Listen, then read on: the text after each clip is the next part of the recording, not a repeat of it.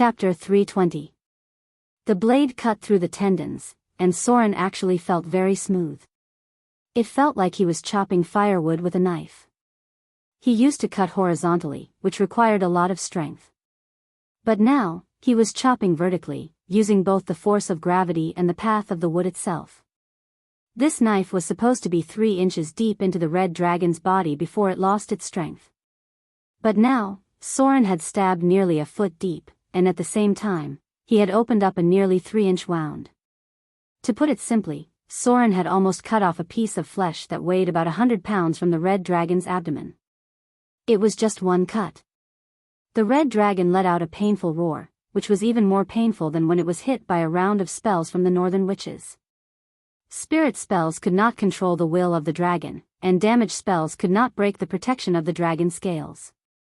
Since the destruction of the Arcane Empire, people had mentioned the elemental tide more than once, and they had cited a large number of changes in pure-blood dragons to prove the impact of the elemental tide on other creatures.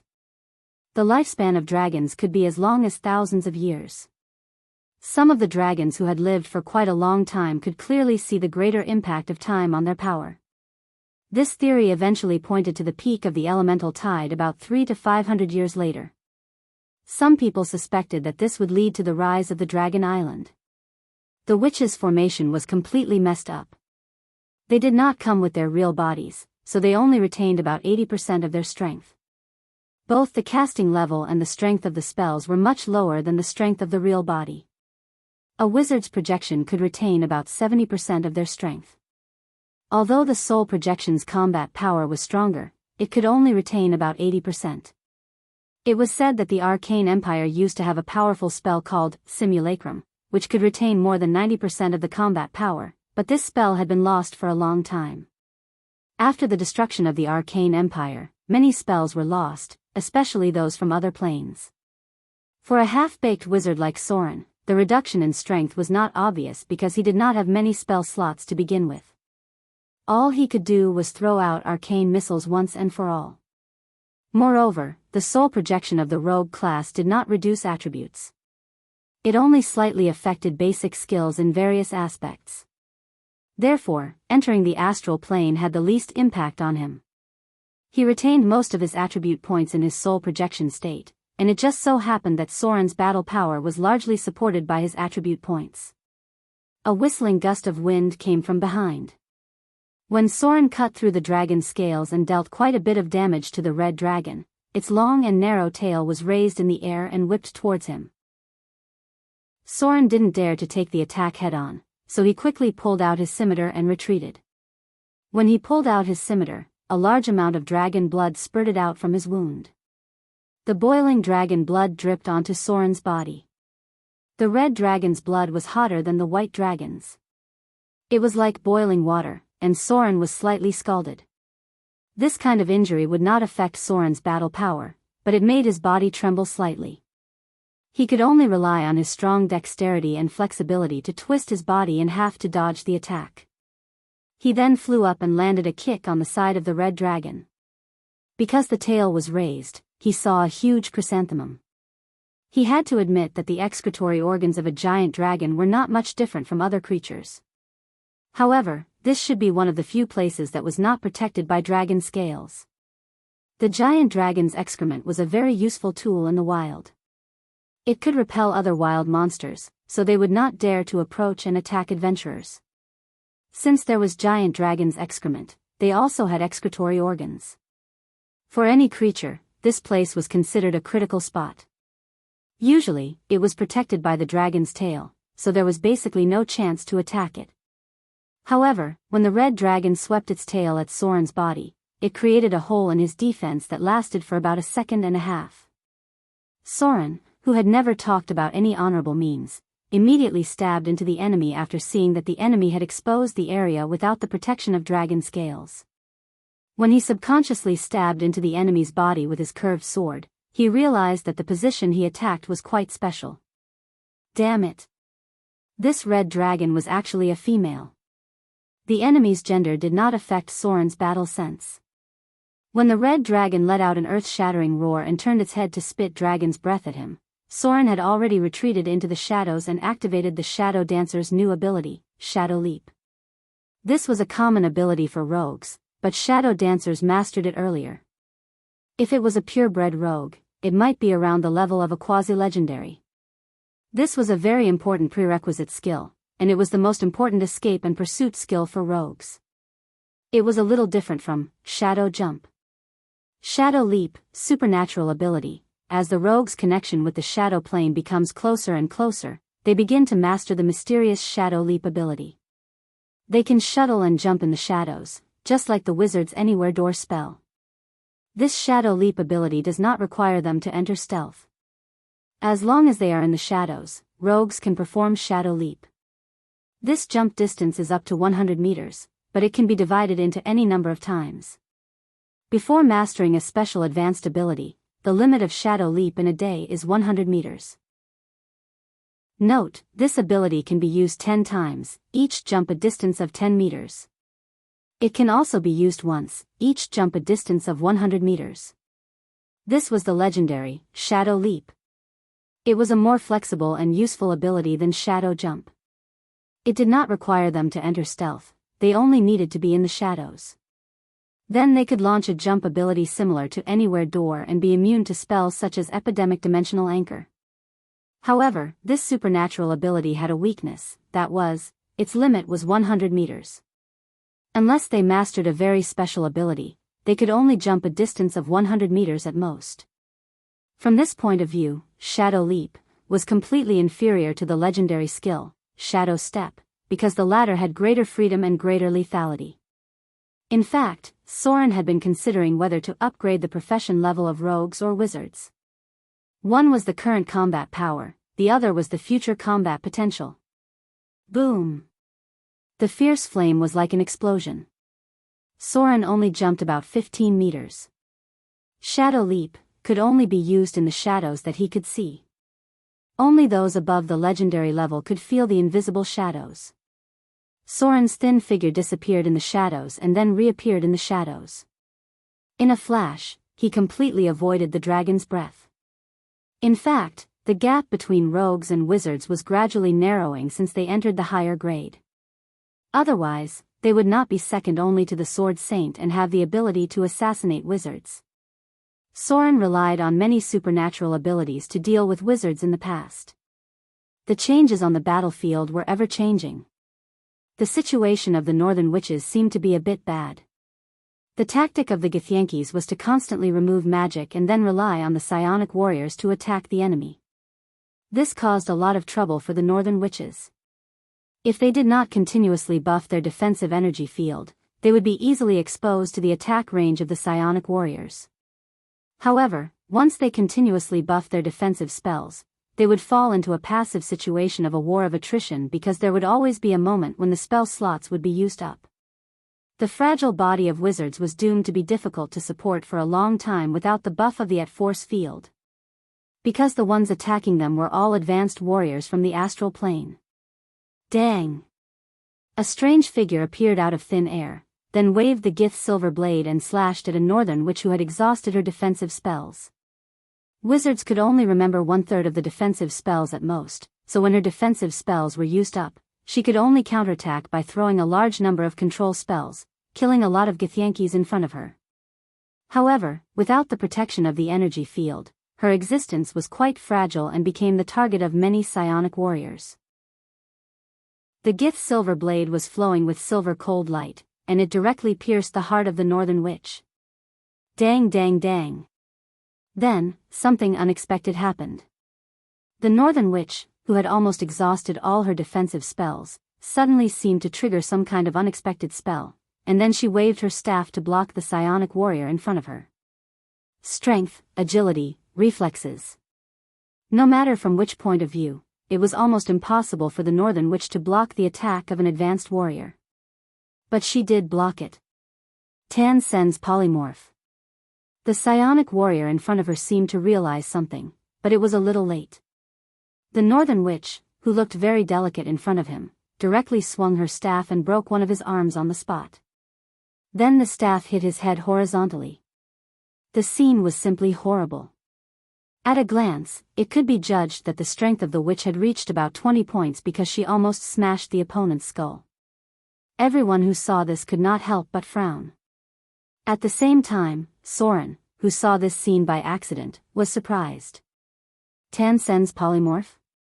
Soren rolled away from the range of the dragon breath and murmured, I didn't expect there to be a combat wizard who is proficient in polymorph among the northern witches. Combat wizard. A spellcaster of a special school. They mainly focused on polymorph spells. For example, at a lower level, they could learn polymorph, which could transform into animals, spiders, pterosaurs, and other creatures. At a higher level, they could learn Tan Sen's polymorph, which was close to the combat power of a warrior of the same level. In the future, they could also learn a variety of special polymorph spells, as well as legendary spells that could transform into giants, golems, demons, and other creatures. This was a very rare school of wizards. Especially after the destruction of the Arcane Empire, there were fewer and fewer wizards who mastered high-grade polymorph spells. Tan Sen's polymorph, level 6 spell, strength, dexterity, and constitution increased to 20 points, natural armor +4, strong reflex +5, automatic mastery of military weapons, vitality equivalent to a warrior of the same level, loss of spellcasting ability during the spell. P.S. I only got home at 10:30, barely wrote a chapter. Tomorrow at 3 o'clock. Chapter 321. Shadow Leap. Soren's curved sword seemed to have caused considerable physical damage and unimaginable psychological damage to the red dragon, so the red dragon in front of him seemed to be about to go berserk. There seemed to be a trace of fire in the red dragon's pupils. The red dragon became violent, waving its tail and sweeping around. A large amount of dragon blood oozed out from the position near the excretory organ. The strong dragon wings set off gusts of wind, blowing sand and stones around. Not only were the nearby elemental summons hit, but even the Githyanki's who were too close were affected by the berserk red dragon. Evade sight.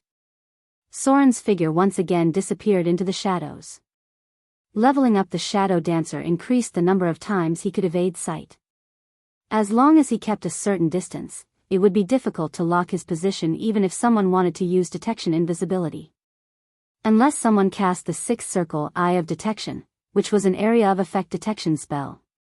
However, the red dragon obviously didn't have such a high level of casting.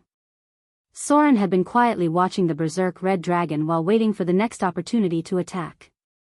Fighting against a dragon must not be rushed because any creature could not withstand a heavy blow from them.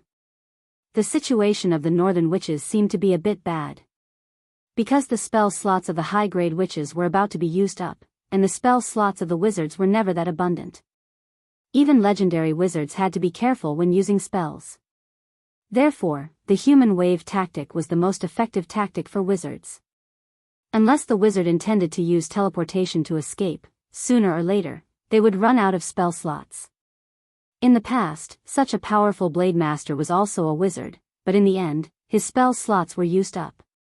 In the end, a group of people exhausted him to death. The casualties of the Githyanki's were close to 100.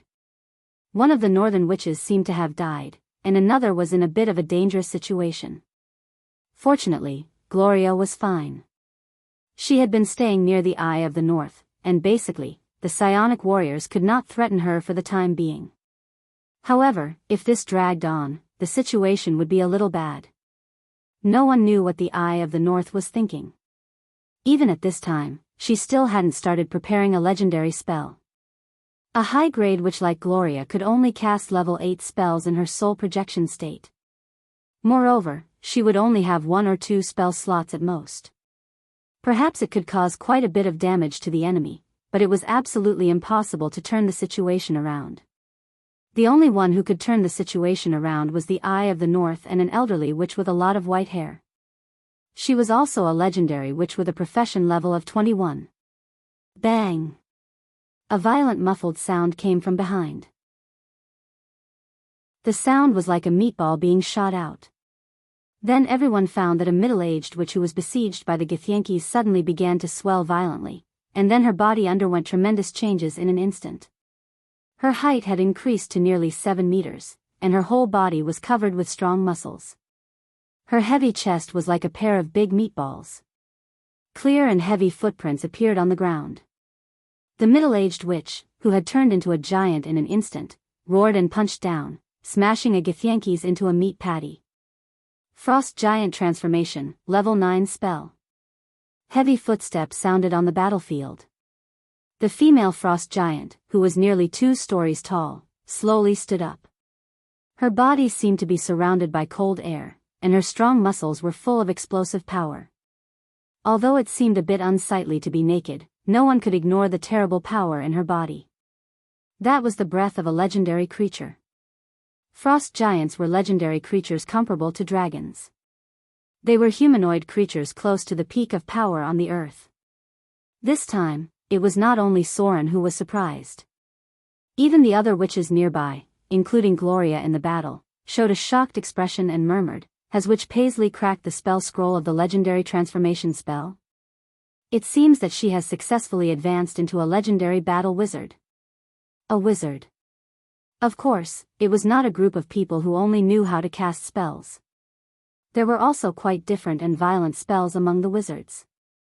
Battle wizards who could transform were the best among them. They could transform into beasts, monsters, insects, golems, dragons, demons, devils, and so on. If there was a battle, in addition to the original spells, they could also transform into various creatures according to the environment to deal with the enemy and special geographical environment. The Frost Giant transformation in front of them was a level 9 spell, which belonged to legendary creatures. However, the complete version seemed to have more than one kind of transformation. No. Eye of the North also looked at the middle-aged witch who had transformed into a huge female frost giant. She frowned slightly and thought for a moment, then said in a deep voice, "Not good." She didn't completely crack the transformation spell. The complete transformation spell should be able to transform into other legendary creatures every minute. It seems that she can only transform into a frost giant. It seems that she can't control herself. Naturally, the spells of wizards were also very dangerous. Among them, the most representative was the transformation spell. The low-grade transformation spell had a test of death every time it changed. It could cause irreparable damage or lead to death in the process of transformation.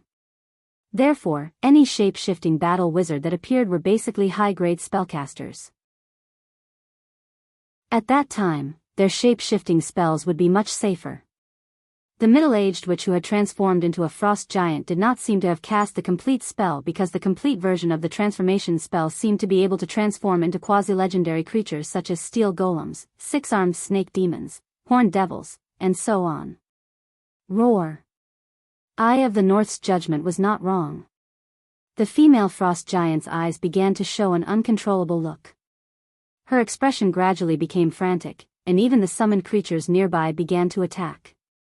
It had to be said that the 7-meter-tall frost giant was really lethal.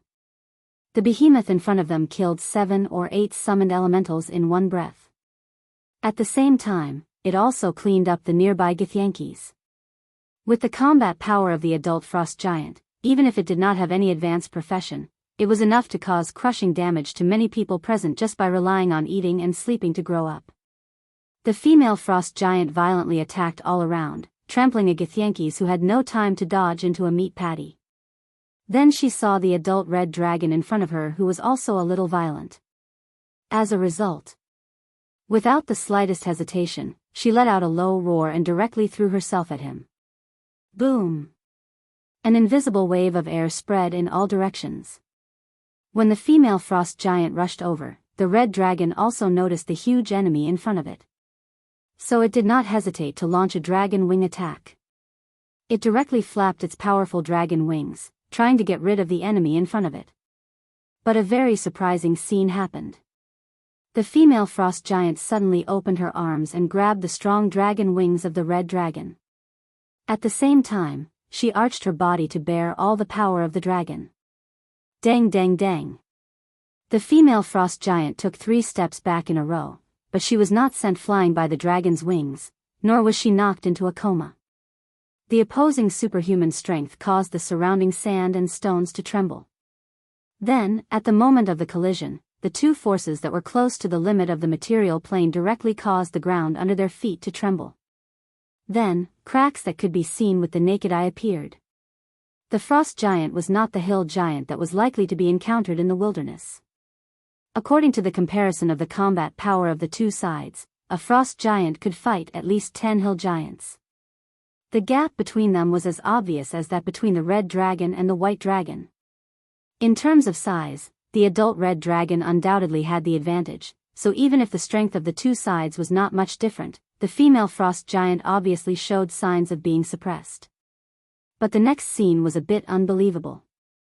The female frost giant grabbed the dragon wings of the red dragon with both hands, then turned around and threw it over her shoulder. With a height of more than 7 meters, it was not difficult for her to use such a move on the adult red dragon. Then everyone saw the huge red dragon, which weighed dozens of tons, was directly thrown out by her.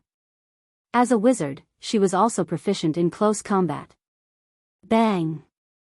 The red dragon's huge body smashed into the ground, creating a crater. When two creatures of the same size fought, there was no obvious crushing effect.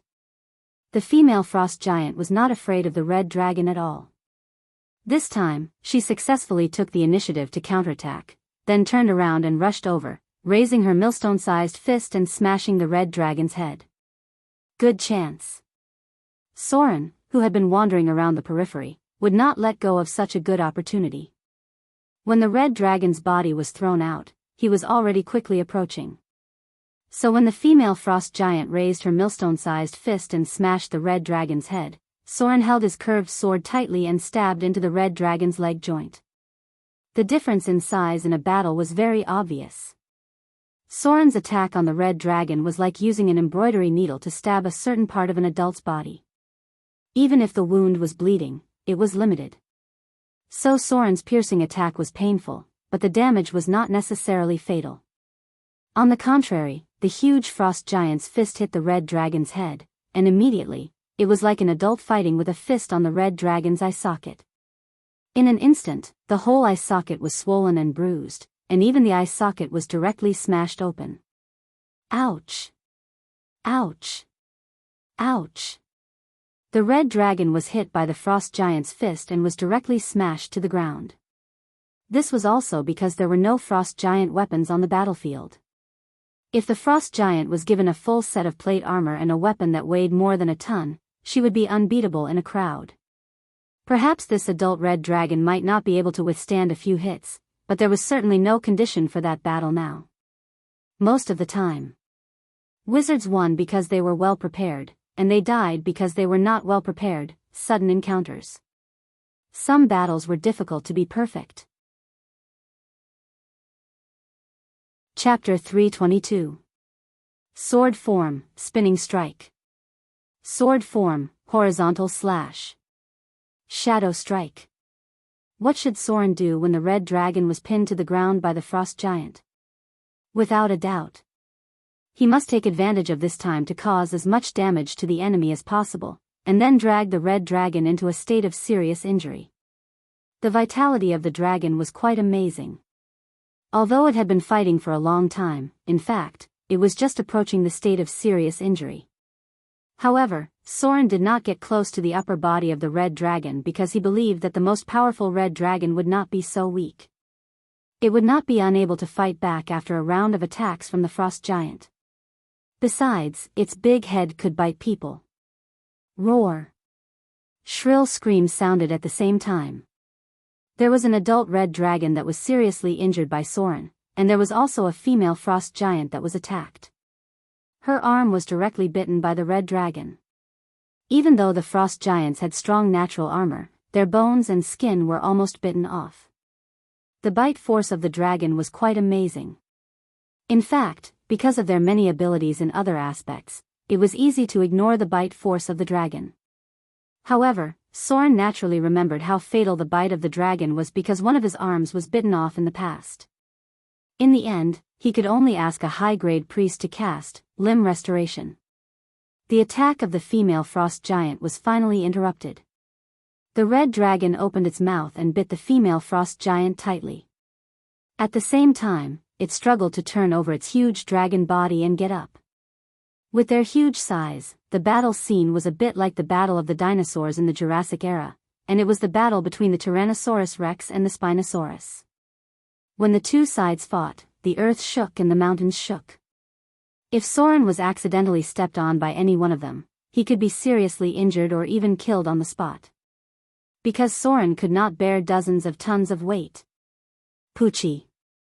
A large amount of dragon blood flowed out. Soren's expression was serious as he waved his curved sword and pierced it. At the same time, he carefully avoided the sweeping tail of the dragon and the twisting body of the red dragon. Without a specialized dragon-slaying weapon, it would definitely be inconvenient to fight against a giant dragon. Whether it was the dragon-slaying sword or the dragon-slaying spear, they were all specially designed legendary equipment that could effectively attack the vital organs of a giant dragon. Unlike Soren's attack, it was difficult for him to damage the dragon's internal organs due to the length of his weapon. However, he wasn't completely helpless. Soren swung his scimitar and sliced open the scales of the red dragon. Then, he cut into the enemy's body through the muscle tissue and severed the red dragon's tendons. A row of data appeared. Battle experience. You comprehended something during the battle. Grasped partial information of the combat skill sword form, tendon break. Battle experience.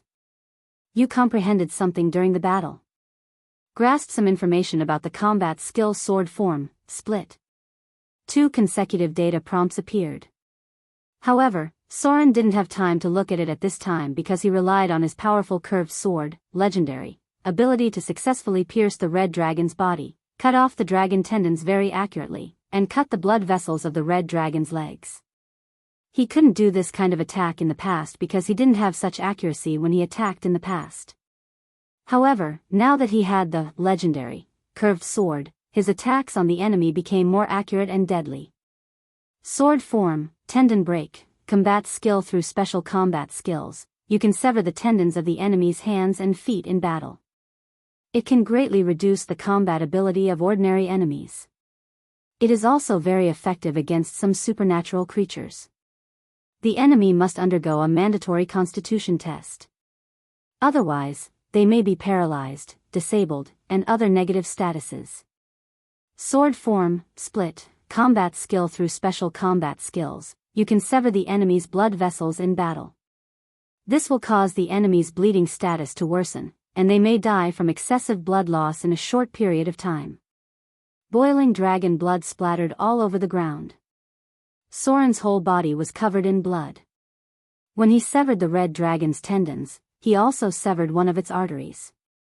Although supernatural creatures with strong vitality wouldn't die quickly because of this, it would worsen their bleeding status.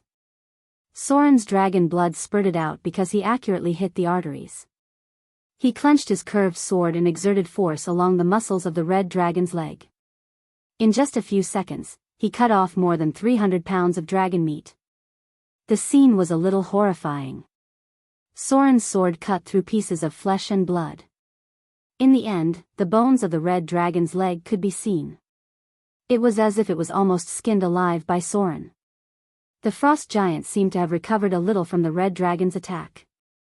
As a northern witch who was close to the legendary level, she decisively chose to cut off her arm that was bitten by the red dragon. Then she used her other remaining arm to choke the red dragon's neck. At the same time, she turned over and rode on the red dragon's neck. This was the weak point of its strength. When the red dragon's long and narrow neck was pressed down, it wouldn't be easy for it to turn over. It was as if she had grasped the weak spot of a snake. Soren seemed to have entered a very wonderful state. It couldn't be said that he had a breakthrough, but he did have a lot of improvement in his combat skills. A row of data prompts appeared again. Combat experience. You have gained enlightenment in the battle. You have mastered part of the combat skill sword form, tendon break. Combat experience. You have gained enlightenment in the battle. You have mastered part of the combat skill sword form, split. Combat experience. You have gained enlightenment in the battle. You have successfully mastered the combat skill sword form, spinning strike. Bang! The thick and long dragon tail whipped over with a whistling wind, and then directly wrapped around the frost giant's neck with amazing flexibility, and then pulled her down on the spot. The red dragon roared angrily, and a pair of dragon wings flapped out on the spot. At the same time, it turned over and tried to get up. The challenge rating of an adult frost giant was the same as that of a young dragon, so sometimes in the wild, frost giants could be encountered fighting with dragons, but most of them were white dragons that belonged to the same cold region. It was not rare for giants and dragons to fight. Therefore, the red dragon's brain also had inherited the combat skills of dealing with giants. After it shook off the frost giant, it took a deep breath, and then suddenly opened its mouth and spat out a scorching dragon breath. The power of frost filled the air. The scorching flames were raging. The attributes of the frost giant and the red dragon were opposite. When they collided, even the elemental power in the air fluctuated violently. The red dragon struggled to stand up. But suddenly, its body shook again, and its huge body staggered and almost fell to the ground. At this time, the others realized that more than 500 pounds of flesh and blood had been cut off from the right thigh of the red dragon. Half of the dragon's leg was exposed to the white bones. The whole battle lasted less than a minute. The red dragon felt the pain of being attacked, but it never thought that the enemy would cause it so much damage. Soren was dismembering the red dragon. Although he wasn't able to deliver a fatal blow, he dismembered one of the red dragon's legs and used the sword form, spinning strike, twice on the dragon's wings. Roar! Roar! Bang! The red dragon flapped its huge dragon wings, trying to regain its balance. Unfortunately, half of its leg was a skeleton. Clang! The curved sword in Soren's hand slashed across the air. As his figure moved around the red dragon, the wounds on its leg increased. Large pieces of flesh and blood were cut off, and the sturdy dragon scales seemed to have lost their function. They were accurately cut open by Soren again and again. Some wounds only needed to be torn open, and the next thing to do was to make the wound bigger. Therefore, when Soren's second round of attacks ended, large pieces of white bones could be seen on the red dragon's leg. Most creatures that relied on wings to fly would kick their legs before they took off. Therefore, the legendary experts could reduce the force of a bird's kick and make it unable to fly out of the palm of their hands. Although the red dragon could barely stand, it was quite difficult for it to fly again. Its body was a little shaky. A lot of blood loss, Soren's damage, and the frost giant's attacks had gradually dragged it to the brink of death. Chapter 323. The red dragon was in a state of near death. Soren's attacks became more and more cautious. He even opened up a distance and then disappeared into the shadows again. Only the frost giant and the red dragon continued to fight each other. Soren needed to get the last hit. Only when he ended the red dragon's life could he gain a lot of slaughter EXP. The red dragon gave the highest slaughter EXP among all the dragon species. It was estimated to be about twice as much as an adult white dragon. It was enough for Soren to level up his wizard profession by about 2 levels, or to level up his shadow dancer profession by 1 level. The slaughter EXP from slaying a dragon was quite amazing. The red dragon's breath gradually weakened, and the frost giant's condition was not very good. The nearby Githyankis tried to help the red dragon, but they were all blocked by Gloria. The northern witches obviously realized that if they killed the red dragon first, the pressure they had to bear would be reduced a lot. At least, they would not have to worry about the dangerous red dragon's wings. The northern witches, who had activated Tan Sen's transformation, even stood in front of the red dragon and waved their staffs like high-grade warriors. When a wizard reached this level, they were not afraid of close combat. Although she had lost the ability to cast spells, there were other witches nearby who gave her protection spells. For a moment, she blocked 3 to 5 Githyankis by herself. The opportunity Soren had been waiting for finally appeared. When the red dragon's head showed an obvious flaw, Soren's figure flew out.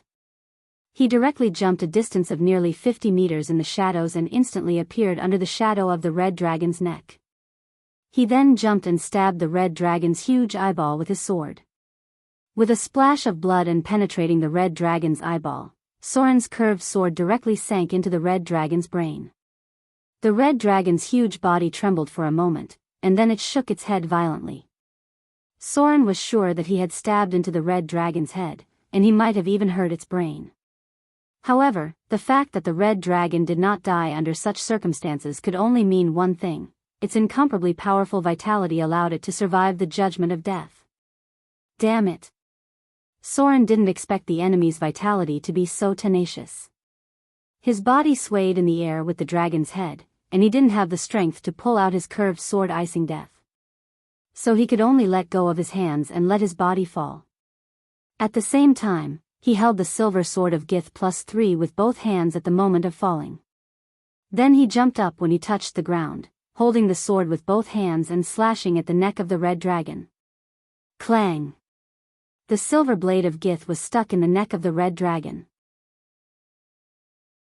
Without transforming into a slaughterer, Soren's sword form, Behead, couldn't cut off the neck of the red dragon. Large amounts of boiling dragon blood spilled out. This attack seemed to have severely injured the red dragon again. Even though there was still no judgment of death, the red dragon's life force was gradually fading.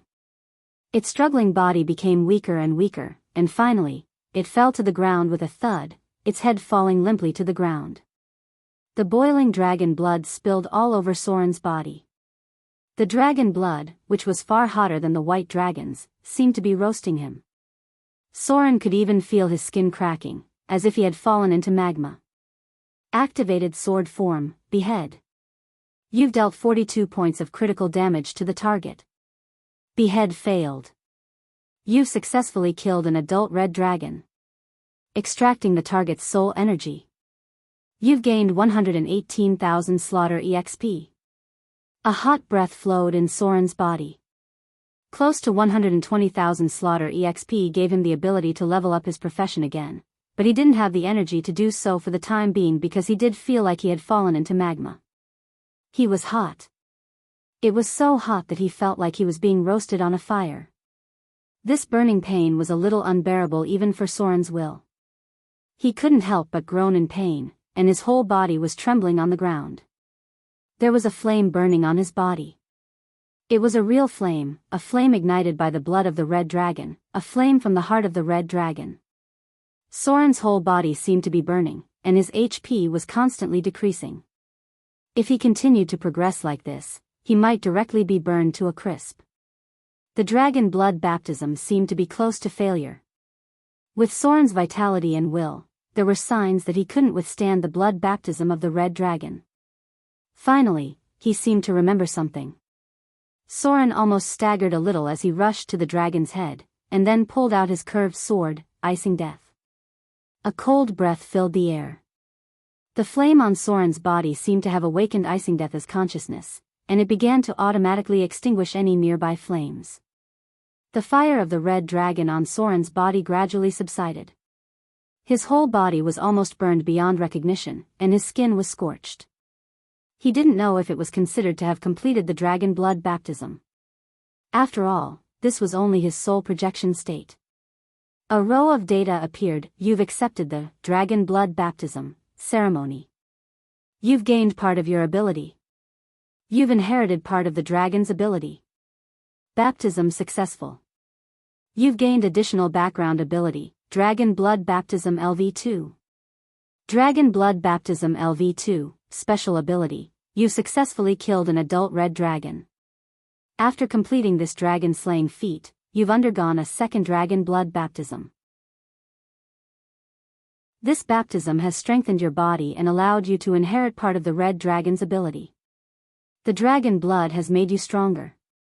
You've inherited part of the strongest red dragon among the Penachet dragons. At the same time, because of the effect of the red dragon's blood, you've permanently gained 10 points of fire resistance. Innate armor +1, toughness +2, fire resistance +10. Note, because of the dragon blood baptism in the soul projection state, part of the dragon's ability cannot be obtained. Finally, the red dragon was killed. Soren slowly stood up. He now looked like he had suffered a level 10 burn, and was basically completely unrecognizable. However, his aura was quite amazing. Just now, after successfully slaying the dragon, his spirit had reached its peak state. It felt like a hidden sword for 10 years, unsheathed in one day, feeling. His completely burned face didn't affect his aura at all. On the contrary, it made him more dangerous and deadly. This aura. If it was during normal times, it would make people feel dangerous and repulsed. But now, in Gloria's eyes, it represented a sense of security. It made her feel that as long as Soren didn't fall, she would be safe. Just like the time when she encountered the believers of the god of hunting, Soren gave her the same feeling now. But this time, it was stronger and hotter. At this moment, she couldn't help but tremble. It was an indescribable feeling. She was wet. Chapter 324. What is a real man? It's not sex, it's fighting. Soren bathed in the dragon's blood and stood up. Even though he had not yet entered the realm of legends, he gave people a sense of oppression, which made the other Giths nearby step back a lot. Especially those Giths who met Soren's gaze, there was even a rare trace of fear on their faces. It was a fear that was not produced even when they were facing the Northern Witch's deadly spell, but when they met Soren's gaze, it was revealed. Fearful gaze, divinity. At the right place, at the right time, the hidden bonus from the outside world made Soren's fearful gaze reach its peak effect. The enemy seemed to be afraid. They could not help but show panic on their faces. They retreated a lot of distance in succession, and then gradually recovered. This was not a spell. Therefore, the difficulty of immunity was even greater because Soren was now exerting a strong psychological pressure on them. Soren, who was covered in blood, looked ferocious. The hot blood of the red dragon had completely disfigured him, so at this moment, he looked like a demon coming out of the abyss. His expression was very calm, but his eyes were full of killing desire and oppression. The minor divinity further strengthened Soren's pressure on any non-divine creatures, so much so that even the Eye of the North looked at him in surprise. Divinity?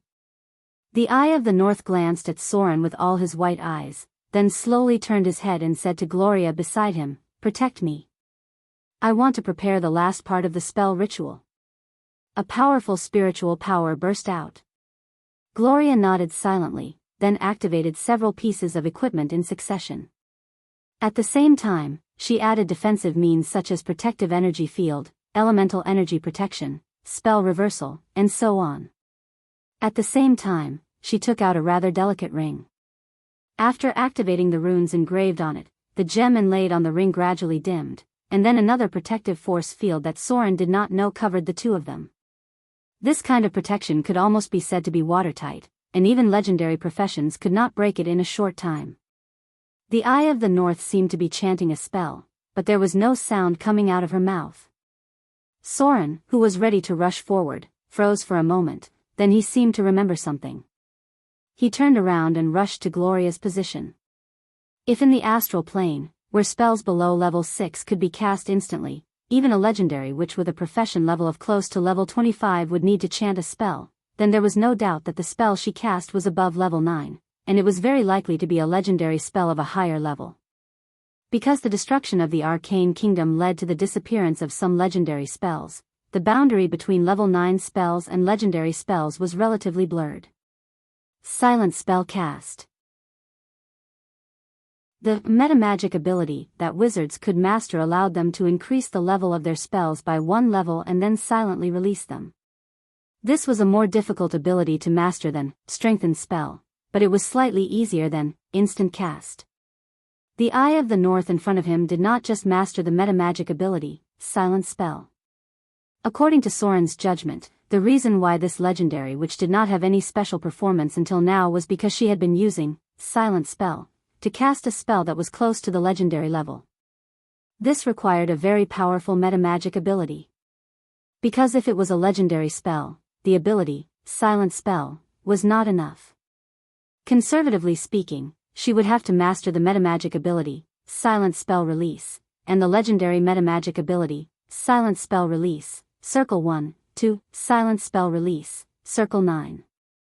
When she had this legendary metamagic ability, She could cast any spell silently, and it would not increase the spell level by 1. Level 8 spells also had level 8 spell slots, and it would not increase to level 9 spell slots because of the use of silent spell. From this point of view, the Eye of the North's silent spell skills were close to the peak of the material plane. Because even at this moment, Soren did not feel the slightest trace of her casting a legendary spell. The elemental energy around seemed to have been neutralized. The enemy had been attacking the Northern Witch for so long, but they still thought that the legendary witch had been holding back, but no one thought that she had been casting a spell for more than 10 minutes. And this spell seemed to have not been completed until now. It was basically impossible to make Soren believe that she was not casting a legendary spell. A wizard's ability. Soren's figure was quickly approaching Gloria, and at the same time, he silently said in his heart, from spell control, combat casting, empower spell, maximize spell, spell penetration, silent spell, fixed spell, instant spell, and so on, and then all the way to the 9th level of the legendary metamagic ability. The path of a spellcaster is really difficult. I don't even have enough time to learn spells of the same level. I don't know when I'll have time to practice these metamagic abilities. Spellcasters sometimes competed with metamagic abilities. Not to mention the most terrifying instant spell, a legendary spell like the Eye of the North could be cast silently. If it was used to ambush people, it would definitely be successful in every endeavor. There was no sign of casting a spell at all. There was no need to chant a spell, and there was no need to focus on casting a spell. The enemy could only be aware of it at the moment when the spell was completed. Sure enough, the longer a spellcaster lived, the more terrible they were. Even if the profession level did not increase, the metamagic ability that was mastered over a long period of time could make people shudder. Buzz. The whole half-plane seemed to shake. When Soren approached Gloria, the Eye of the North also seemed to have completed this legendary spell. She raised her staff and pointed at the endless starry sky, and then her whole body leaned on Gloria's shoulder a little dispirited. At this time, the Githyankis realized that something was wrong. A group of people rushed over under the command of the Githyanki's queen. The queen's combat power was not weak. It was estimated that she was a legendary profession, but she did not participate in the frontal battle from beginning to end. Perhaps the higher the status, the easier it was for people to be afraid of death. Buzz. The half-plane shook again. However, Soren did not see any abnormality, as if the legendary spell had just failed. There was no terrible attack. The Githyankis were still surrounding them and attacking. The situation on the battlefield was still not very favorable to them. But this situation only lasted for about 10 seconds. 10 seconds later, a faint light appeared in the sky, and then a huge comet crossed the sky, and then approached their position at an amazing speed. Be careful. A white light appeared in the pupil of the Eye of the North, and the body of the soul projection gradually grew larger. It seemed that she had launched some special spell. With a wave of her hand, a light curtain shrouded the others, including Soren, who was fighting beside her, and turned them all into a form similar to a spirit.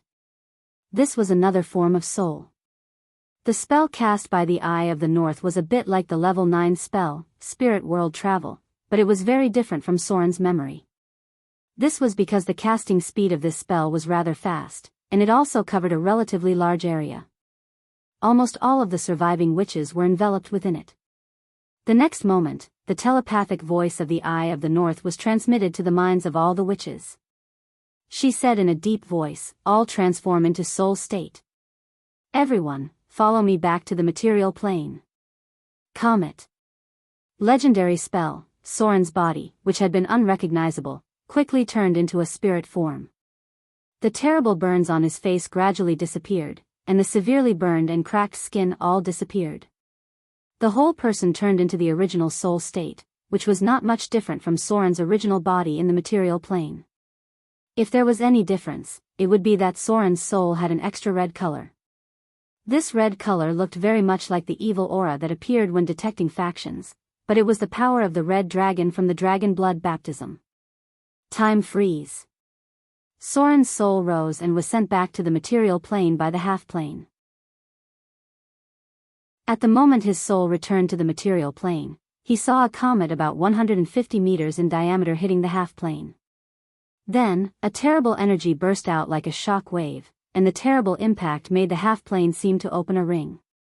The dust clouds covered the entire sky of the half-plane, and the dazzling light was so strong that even the soul could not bear it. The flames covered more than 50 kilometers, and the scorching heat spread throughout the half-plane. It was like detonating an atomic bomb. Everything was ruthlessly destroyed. Under the impact of the comet, the military fortress of the Githyanki was instantly crushed like a piece of tofu. Even the space of the half-plane showed signs of collapse. Legendary spell. Although it was not the first time Soren saw it, everything in front of him was still so shocking. Note 1, from July 16 to 22, 1994, a comet named Shoemaker-Levy 9 broke into 21 pieces, the largest of which was about 4 kilometers wide, and hit Jupiter at a speed of 60 kilometers per second. The first piece of comet Shoemaker-Levy 9, containing rocks and ice, fell into Jupiter's atmosphere at 2015 Greenwich Mean Time on July 16 at a speed of 210,000 kilometers per hour, releasing energy equivalent to 200 billion tons of TNT. After the impact, multiple fireballs were produced that stretched for nearly 1,000 kilometers, emitting strong light. Through astronomical telescopes, people saw a wide cloud of dust rising on the surface of Jupiter. The hot gas rushed to a height of 1,000 kilometers and left an impact mark on Jupiter the size of the Earth. Scientists determined that in the period before the collision of the Wisdom Tree, the strong electromagnetic waves emitted by Jupiter were 9 times stronger than usual, and the temperature at the splash point of the impact instantly rose to tens of thousands of degrees Celsius. Note 2, Comet is one of the few legendary spells that can directly destroy a plane. Chapter 325. Well, there have been a lot of forbidden words recently, and the chapter review was inexplicably blocked. The third update will be postponed to tomorrow. Legendary spell. Though there were many legendary spells that the adepts had mastered, the comet spell was always the most shocking and oppressive one. To any enemy, a magus who had mastered the comet spell was a terrifying existence. The military fortress of the Githyanki was destroyed under the impact of comet. This steel fortress built with magic energy machinery was shattered by comet in an instant. The terrible high temperature melted everything. The impact was only the beginning of the energy explosion, and the chain reaction that followed would last for a long time. Very few creatures could survive the attack of comet. Even the incarnation of the gods could be killed directly. The only way to deal with comet was to escape across the plane. Under normal circumstances, any defensive spell in the same plane would be broken in an instant. The Githyanki suffered heavy losses. Soren could not estimate the casualties of the enemy, but he knew that this group of Githyanki was almost completely finished. Even if there were survivors under the attack of comet, it was only those who were lucky enough to master the ability to teleport across the plane. As for others who could only open any door for short-distance teleportation, basically all of them died under the impact of comet. Even the military fortress built by the group would be destroyed. This group of Githyanki was almost equivalent to being exterminated because it was impossible to build such a fortress without hundreds of years. The remaining fish that escaped the net could no longer threaten the Northern Witch Council. All the souls returned to the material plane. After the half-plane withstood the impact of comet, the power of its own law began to repair the damage of the half-plane. Above this half-plane, where the Githyanki military fortress broke through, there was a place similar to the ozone layer hole. With the convergence of the power of the law, the hole broken by the Githyanki gradually healed, but the surrounding space seemed to be distorted, and there was another force connected to the material plane. A shadow emerged under the starry sky. His whole body was shrouded in dark smoke, and he stood in the darkness of the sky-like void. This was not his real body, but a very advanced projection. He looked at the half-plane in front of him, frowned slightly, and then murmured, "Sure enough, it's better to let this group of idiot Githyanki test the depth of the Northern Witch Council." After this old woman came back from the abyss, she could still hold on for hundreds of years. She can't be easy to deal with. A legendary witch? Sure enough, even the gods are a little afraid of her existence. But why did she insist on keeping that thing?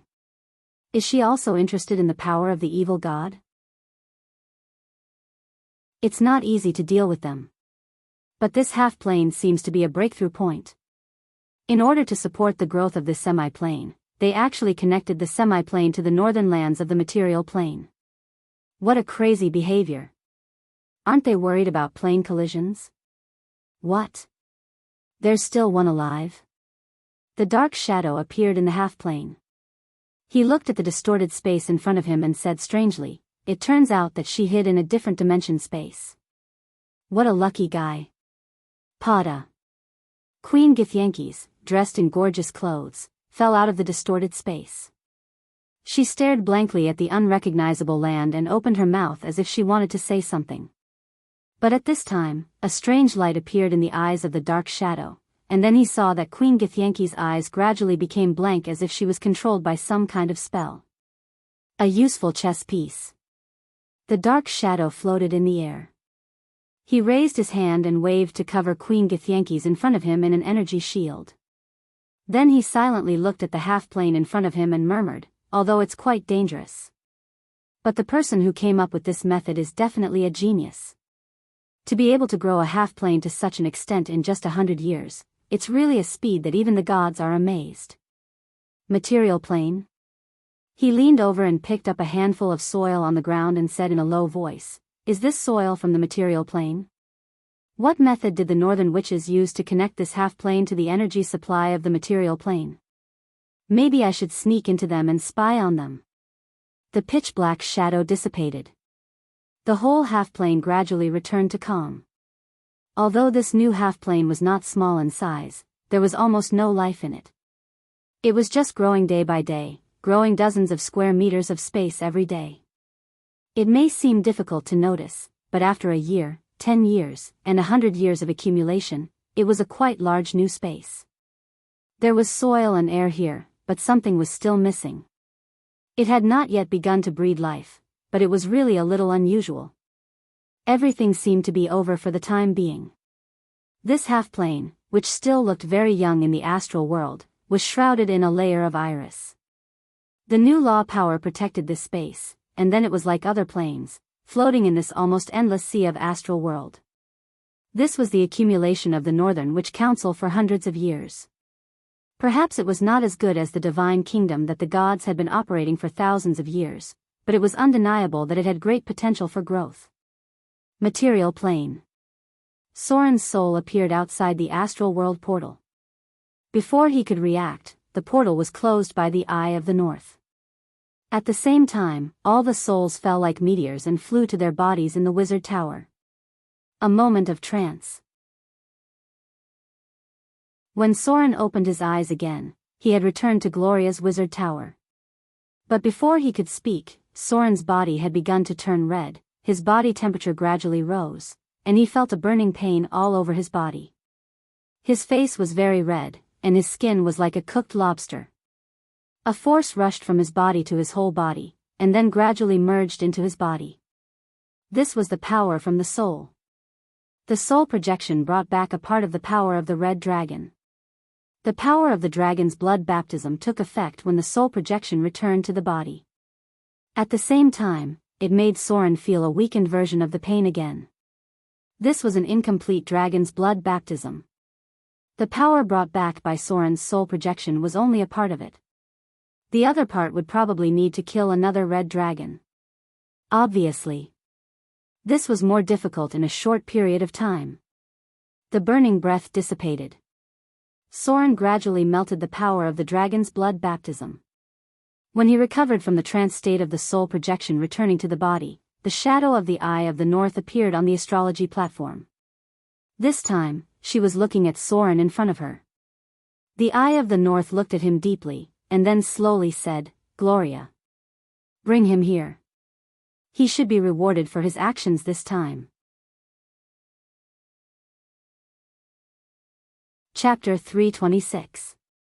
P.S. If you want to hear more of your voices and receive more of your suggestions, search for the WeChat public account, Dread, and follow it to give more support to Lord of the Abyss. The light of a portal appeared. Gloria glanced at Soren gently, then nodded gently and said, "Come with me." The two got up and walked into the portal. When entering the portal, Soren frowned slightly. The scene just now made him think of a lot of things. First of all, the wizard towers of the Northern Witch Council were all connected together. This was a huge maze with great power. Then, although Gloria was the owner of this wizard tower, the Eye of the North also seemed to have control of this wizard tower, and may have a higher control authority than Gloria. This could be seen from the fact that she just casually opened the portal of the wizard tower. In other words, this wizard tower still belonged to the Witch Council, but it was managed by Gloria. And it seemed that the Eye of the North had a strong control over the Witch Council, and she also had a strong prestige in Gloria's heart. As a veteran legendary witch who had been in charge of the North for hundreds of years, the Eye of the North's status and influence were quite amazing. If he could get her favor, it was basically equivalent to winning over the Witch Council, which was very important for Soren, who currently lacked strong allies. Another pirate king, Ashrod, was backed by the Naga Siren royal family, and the sea priest did everything for the Church of the Sea Goddess. Soren needed forces outside the south coast as his allies. And it would not affect his strength in the outer islands. Although it was just a very insignificant matter, Soren judged a lot of things and thought of another reason to invite Gloria. The Wizard Tower of the Witch Council. Although it was managed by Gloria, it was not her personal property after all. The two of them stepped into the teleportation array. Sure enough, as Soren expected, the wizard towers in the north were connected together, and they were basically connected by portals. When Soren came over, many members of the Northern Witch Council had gathered here. All of them were beautiful women, and it was difficult to judge their age from their appearance. Although there were high-grade male wizards in the Northern Witch Council, all the ones who were eligible to enter the council were women. The status of high-grade male wizards was similar to that of guests, but they could not reach the core of power. In the face of Soren's arrival, the other Northern witches were curious, but there was no hostility. Many of them smiled and nodded at him and Gloria, and the witches greeted each other with a slight nod. The atmosphere was quite harmonious, and there was no sense of open strife or veiled strife like in other organizations. This meant that under the management of the Eye of the North, the members of the Northern Witch Council were quite united. This unity would immediately transform into a strong fighting force once they encountered other places. Therefore, when Soren saw the Eye of the North being looked at with respect by many witches, his evaluation of her in his heart could not help but improve a lot. She was worthy of being a veteran legendary witch who had stood for hundreds of years. Not only was she powerful, but she was also first class in the way she controlled the council. This kind of wisdom was worthy of respect, but Soren preferred the feeling of being in awe rather than respect. So he could never be loved and respected by others like the Eye of the North, but he liked to be worshipped and respected by his subordinates. It was hard to say which was better, but it was much more difficult to win respect than to win awe. Soren still liked simple and crude things. Sit down. The Eye of the North looked slightly old. In fact, it was inevitable that she would grow old at her age. She looked at the other witches with her white pupils, and then tapped the ground with her staff. When her eyes fell on Soren, the Eye of the North paused for a moment, and then said, "Be quiet. I know what you all want to know in your hearts. I'll tell you what happened now, and let you know why the Githyanki's attacked us." A silver-white brilliance emerged. A blade fragment about the size of a dagger appeared out of thin air in the palm of the Eye of the North. When the silver-white blade fragment appeared, everyone present felt a force in their hearts. Then they couldn't help showing a trace of surprise. They looked at each other and communicated secretly. Everything was inseparable from the word artifact. Soren and Gloria looked at each other. Although neither of them spoke, they could guess the meaning in each other's eyes. That was, everything was for the artifact. The artifact had incredible power. Although there were many artifacts in history, it was quite rare for them to fall into the hands of mortals. Looking at the equipment on Soren's body, it was clear that although he had fought for so long, the limit of his contact was only legendary items. The artifact was out of his reach, and at the same time, it was also quite fatal. Because the artifact could be located by magic. In front of them was an artifact, or a fragment of a powerful artifact. Even if it was just a fragment, they could feel the power contained in it. And Soren also felt a strange aura. It seemed to come from an evil god. Among the people present, he was the only one who had this feeling, because the others were surprised. Only Soren couldn't help but frown. His expression was a little uneasy, a little disgusted, and a little repulsed.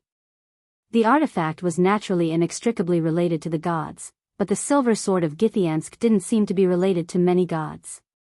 In Soren's memory, it seemed to have more interactions with some evil gods. They're here for this. The Eye of the North looked at the others present, then raised her hand and cast an isolation light. She said to the others, about 150 years ago, this thing fell into our hands, so I've been keeping it since then. There are still some fragments like this scattered in many places, but the two largest ones are kept by us and the wizard city. For so many years, we've been secretly studying its secrets. The silver sword of Githyansk was forged in a very ancient era. The kingdom of soul suckers was another era of arcane prosperity that was not inferior to the Silver Age. So we've been trying to study some secrets from it, and the special divine power it contains. Unfortunately, our research progress is very slow, and some of the ancient knowledge has been lost. For more than 100 years, we've only completed 1.5 research projects. The Eye of the North made a gesture behind her. Then they saw two witches with the same old face come out. They glanced at the other witches who were obviously much younger and took out 2 pieces of special silver-white metal. The members of the Witch Council were elected once every 50 years. If they couldn't advance to the legendary level, they could only retire behind the scenes. The legendary witches could continue to be re-elected. Look! The Eye of the North raised her hand and touched the silver-white metal, then slowly said, "This is the first project we cracked, the secret of the silver sword of Githyansk. The silver metal can change shape and has a special memory ability. What you see with the naked eye is a silver flowing liquid, but in fact, its real side is a kind of powerful memory metal that can repair itself." Legend. The high-level golems of the Arcane Empire could repair themselves, no matter how serious the damage was, they could not be completely destroyed. And they could change their shape on their own. Many great arcanists could transform them into a kind of weapon called advanced magic armor, to protect themselves. We have always thought that the material of advanced magic armor has an inseparable relationship with these astral metals. The Eye of the North raised her hand and waved on the silver-white metal. Then they saw a faint aura emerge, and the silver-white metal changed its shape automatically. First, it turned into the shape of a silver sword of Githyansk, then it turned into a beheading sword, then it turned into a pair of gloves, and finally it even structured into a toy model of about 20 centimeters high that was similar to the appearance of a steel golem. Such a change gave a strong impact to many of the witches present, and they could not help but be stunned one by one. Even Soren was a little stunned. So high-end. In the past, he also came into contact with the relics left by the Arcane Empire, but it was the first time he saw such a high-end thing. Although we have cracked some of the secrets. The Eye of the North glanced at the others, closed her eyes and thought for a moment, then continued, for example, its ability to change shape, the recovery ability of the memory metal, and the fusion of elemental energy, etc. But we have no way to use it in other places. At most, we can only imitate the silver sword of Githyansk, which is undoubtedly not of much use to us. We lack the most core part of the knowledge. So this topic has entered a dead zone 30 years ago and has been sealed in the cutting-edge laboratory of the Witch Council. There was a short silence. The Eye of the North glanced at Soren and continued, as for the other half of the topic, it belongs to the study of divine power. The silver sword of Githyansk once killed 3 evil gods, 2 of which were true gods with divinity, and 1 of which was a slightly weaker demigod. So this artifact fragment has always had residual divine power, and we tried to use it to crack some of the secrets. There are many secrets in this topic that can't be told to you. When you reach the realm of legends, you can come to me to learn new knowledge. From today onwards, if any of you are interested in the research of the first topic, I will also open your access to this topic in the library. If there is no problem, everyone else can leave. Gloria. And your friend, stay. I have something to say to you. P.S. Today's update. There are 2 more. My novel, Lord of the Abyss, will have more fresh content on the official WeChat platform, and there will be a 100% lucky draw gift for everyone. Open WeChat now, click the plus sign on the upper right to add friend, search for the public account, Dread, and follow it. Hurry up. Chapter 327. P.S. If you want to hear more of your voices and receive more of your suggestions, search for the official WeChat account, Dread, and follow it. Give more support to Lord of the Abyss. The northern witches carefully left the room one by one. Before leaving, they couldn't help but curiously look at Soren, and their eyes seemed to be very interested. Someone who could make Her Excellency the Eye of the North ask to stay should not be an ordinary person. Faced with the gaze of so many senior witches, even Soren felt a little pressure. After all, they were almost equivalent to more than 80% of the top fighting force in the north. Any one of these women had the strength, identity, and status of a city lord. Sit down. The Eye of the North glanced at Gloria, and then her eyes fell on Soren. She slowly said, "Thank you for your help this time. The Witch Council is merciless to their enemies, but they are never stingy to their friends. If you hadn't killed the Red Dragon, I'm afraid we wouldn't have won the battle so easily. So I'm going to give you a reward in return for your help." A faint light of magic appeared. A shadow similar to a treasure trove appeared in the palm of the Eye of the North, and at the same time, 3 items appeared. She looked at Soren in front of her and slowly said, "Choose one of them. Or you can choose this red dragon's soul. When you killed it, I had a soul-trapping crystal with me that automatically imprisoned part of its soul. To some extent, it also has a strong power, but your spellcasting ability is too low. I'm afraid you can't use its power." A dark red crystal appeared. This was an extremely rare crystal that could only be found at the edge of the Bator Inferno. It was a legendary item, and its effect was to automatically cast a spell similar to soul trapping on some powerful enemies after killing them. It could imprison the enemy's complete soul, or part of it. This kind of crystal rarely appeared in the material plane. Since the Eye of the North had such a crystal, Soren was basically sure that she had been to the Bator Inferno. Red Dragon Soul? Soren glanced at the dark red crystal, but he didn't show much interest in it. The power of the soul was very strong. However, the soul binding technique could only bind a part of it, and it required a special ability to mobilize it. Otherwise, this kind of crystal could only be considered a top-grade soul stone, which could be used to trade souls with devils. Soren did not have the ability to touch the soul realm yet, so he could only absorb the red dragon's soul and convert it into slaughter EXP. It might be tens of thousands of slaughter EXP, but he had other ways to accumulate slaughter EXP. There was no need to waste such a precious opportunity. So he looked at the other rewards that the Eye of the North had shown him. 3 pieces of legendary equipment. Unfortunately, Soren could only choose one of them. The first legendary equipment was a cape. The Eye of the North didn't seem to have any intention of explaining the uses of the equipment to Soren. He simply let him choose one from the pile. This was a test of one's eyesight. Soren couldn't tell what the first item was, but he was sure that it was a legendary item. It should be between Legendary Tier 1 and Legendary Tier 2. The second item was a ring. There were lifelike dragon patterns engraved on it, and it didn't seem to be an ordinary gem. It looked more like the eyeball of some creature. There was a strong magic aura on it, so it should be a powerful legendary accessory. Soren couldn't see the real thing, so he couldn't use Slaughter EXP to identify it. He could only look at the third item. Suddenly, Soren's whole body shook. He turned his head and looked at the Eye of the North in front of him. He bowed slightly and said, "Your Excellency. I choose the last item. The boots should be what I need the most." The Eye of the North smiled and nodded.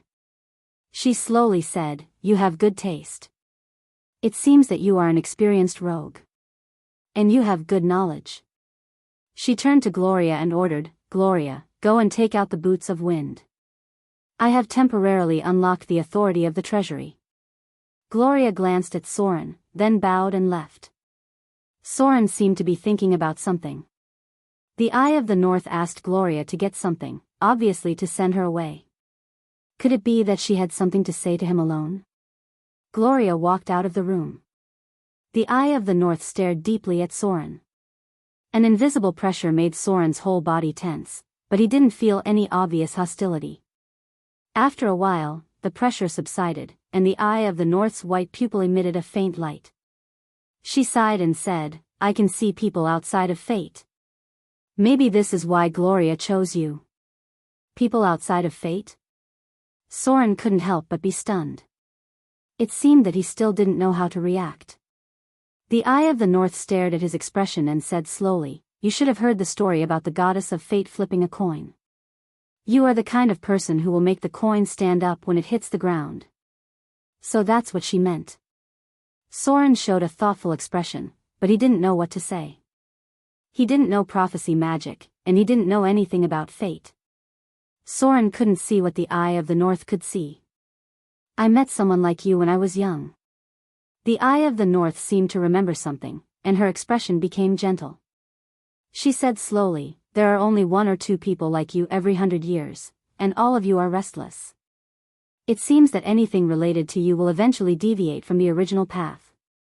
It can be a good thing, a ray of hope, but it can also be a terrible thing, a fire of destruction." The old woman in front of him seemed to be lost in her memories. Her white pupil looked at the sky, and she seemed to be reminiscing. She whispered, "Unfortunately, he still chose a path that deviated from our path. Young man, I don't know what you will choose in the end. But I already feel that something terrible is about to happen. The stars that represent the gods are dim, and this is definitely not a good thing. Young man, people like you have a lot of freedom in their fate, even more so than the gods. I hope you can make a good choice." The Eye of the North sighed, as if she had met someone who would make the coin of fate stand up. She slowly sat down, and she didn't want to say anything else. She just fell into deep thought. Since her life was so long, she naturally had a lot of memories. Wizards who could become legendary were rarely impractical. Most of them had experienced many battles, and their footprints were even involved in many planes. Light footsteps were heard. Gloria's figure quickly came in from outside. She was holding a pair of exquisite leather boots with special runes on them. This was the reward that Soren had chosen. It was a legendary level 2 equipment, and it was also a very famous legendary equipment.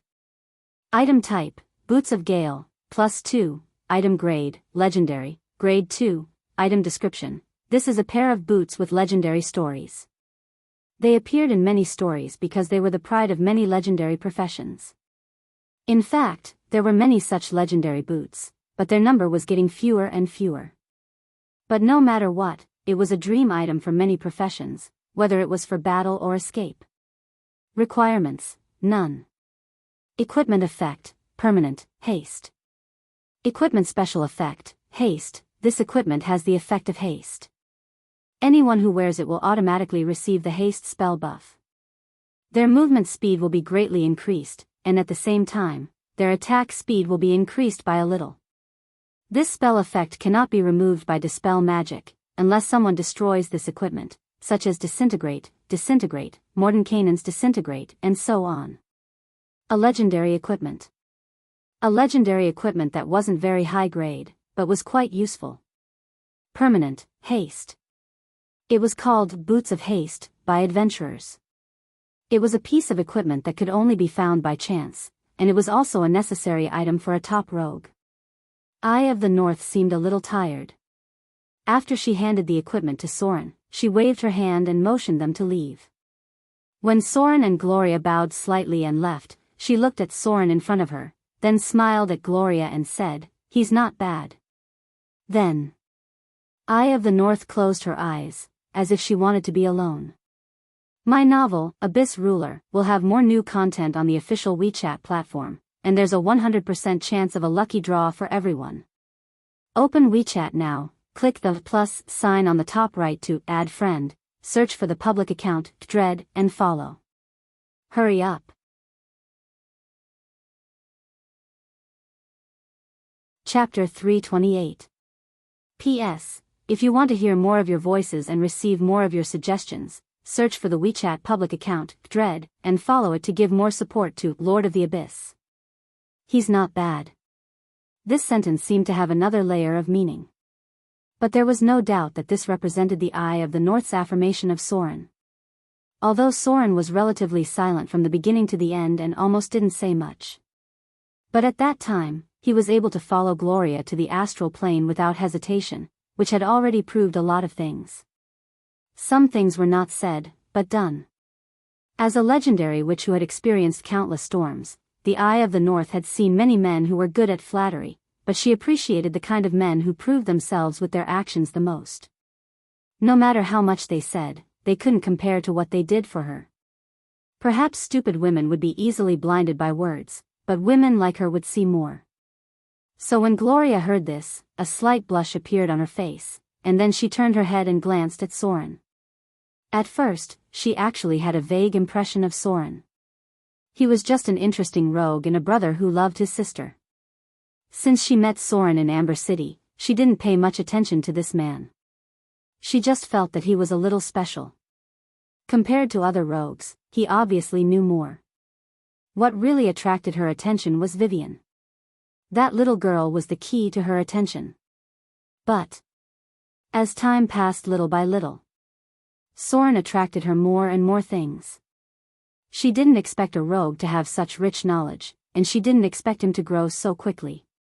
Soren's speed of improvement was completely beyond her expectations, which made her very interested and secretly observed him. On the other hand, she envied the relationship between Soren and Vivian. As a northern witch, she rarely experienced family affection, so Vivian awakened her deep maternal instinct to some extent. In fact, before meeting the believers of the god of hunting, Soren was just an interesting person to her. As a noble northern witch, it was impossible for her to fall in love with a man so easily. But all this changed when they encountered the believers of the god of hunting. Under such circumstances, Soren did not hesitate to choose to fight for a chance of survival for them, even if it was possible for him to die in the hands of the hunters. Death. People were very tense when facing death, and it was easy for them to affect others at this time. At that moment, Gloria saw the courage to face death in Soren's eyes. At that moment, Soren gave her a completely different impression.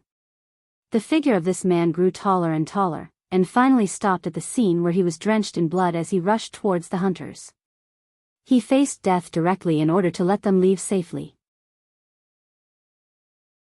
Although it was more for the sake of the cute little girl, Gloria, as one of them, would remember everything in her heart. She would remember the courage and protection of that moment. Time passed just like that. Gloria remembered this man. She even thought of him and worried about his safety. For this reason, she didn't hesitate to use the divination spell that she had to pay a price for. Some emotions seemed to be brewing. Although they spent less time together since they reunited, and he seemed to have been busy for Vivian, Gloria had deeply remembered this man and even felt happy to see him again. Sometimes, she even thought that if he was half as good to her as he was to Vivian, then it might be good to marry him. After all, as a noble and powerful northern witch, there were not many men she could choose. Ordinary people were not worthy of her at all, and there were only a few legendary figures whose strength and status were similar to hers. She didn't want to be like her mother and find a random man to have children with. Although Gloria knew that her father was also a powerful wizard, in fact, she rarely saw him because her mother only wanted to have better offspring with him. Sometimes, wizards were so rational and cold. As a northern witch, Gloria knew that she must not be impulsive, because spellcasters needed to be calm and precise. But when facing this man, she always seemed to have an impulse in her heart. So, when she saw Soren again, she subconsciously dressed up a little. If nothing else happened, some emotions should continue to be transitioned. They might accumulate at a certain moment, or they might return to calmness over time. But a little accident happened. When the attack of the Githyanki spread to the material plane, and Soren did not hesitate to choose to go to the astral world with her, the accumulated emotions in Gloria's heart broke out. Although she didn't seem to have changed much on the surface, no one knew that her heart was trembling. Because this time, he didn't do it for Vivian, but for himself. Inside the wizard tower. After Soren came back, he was arranged to a big room by Gloria. A cross-plane battle not only tired his body, but also Soren's high-strung nerves. So when he returned to the room, he was ready to take a little rest. But to his surprise, this big room seemed to be decorated a little too well. It looked like Gloria's boudoir. The floor was covered with a soft velvet carpet, and the walls were covered with exquisite relief paintings. There was a dressing table near the window on the opposite side, which looked like some kind of expensive purple wood. The whole room was filled with a faint fragrance, which was exactly the same as Gloria's. The soft bed was enough for 10 people to lie on. Soren remembered that Vivian seemed to have mentioned that Gloria's bed was very big because she liked to sleep like this. The discovery in front of him made Soren's heart beat faster, and at the same time, he felt that his mouth was dry. His whole body was hot, his skin was slightly red, and even his breathing seemed to have become a little faster. Click. Soren gently opened the wardrobe. Sure enough, there were soft and tight female pajamas, and there was a witch's robe next to it. In the corner of the wardrobe, there was a female belt. There was no doubt that this was Gloria's room, because everything Soren saw told him that Gloria usually slept in this room. Heavy footsteps sounded. Soren took a step back and closed the wardrobe. When he came to the door, the steel golem's dull voice sounded from outside, "Your Excellency. Master asked me to take you to a bath. Please come with me." Hearing the voice outside the door, Soren suddenly felt that his body was sticky. Just now, his whole body was hot, and it seemed that he had sweated a lot. He didn't know if it was because of the side effect of the dragon blood baptism or some other reason. Soren felt that his current condition was not quite right. According to Chinese medicine, it should be hyperactive. Maybe it was really because of the dragon blood baptism. Too much was as bad as too little. 30% of the medicinal properties would become toxic. My novel, Lord of the Abyss, will have more fresh content on the official WeChat platform, and there's also a 100% chance of a lucky draw gift for everyone. Open WeChat now, click the plus sign on the top right to add friend, search for the public account, Dread, and follow. Hurry up.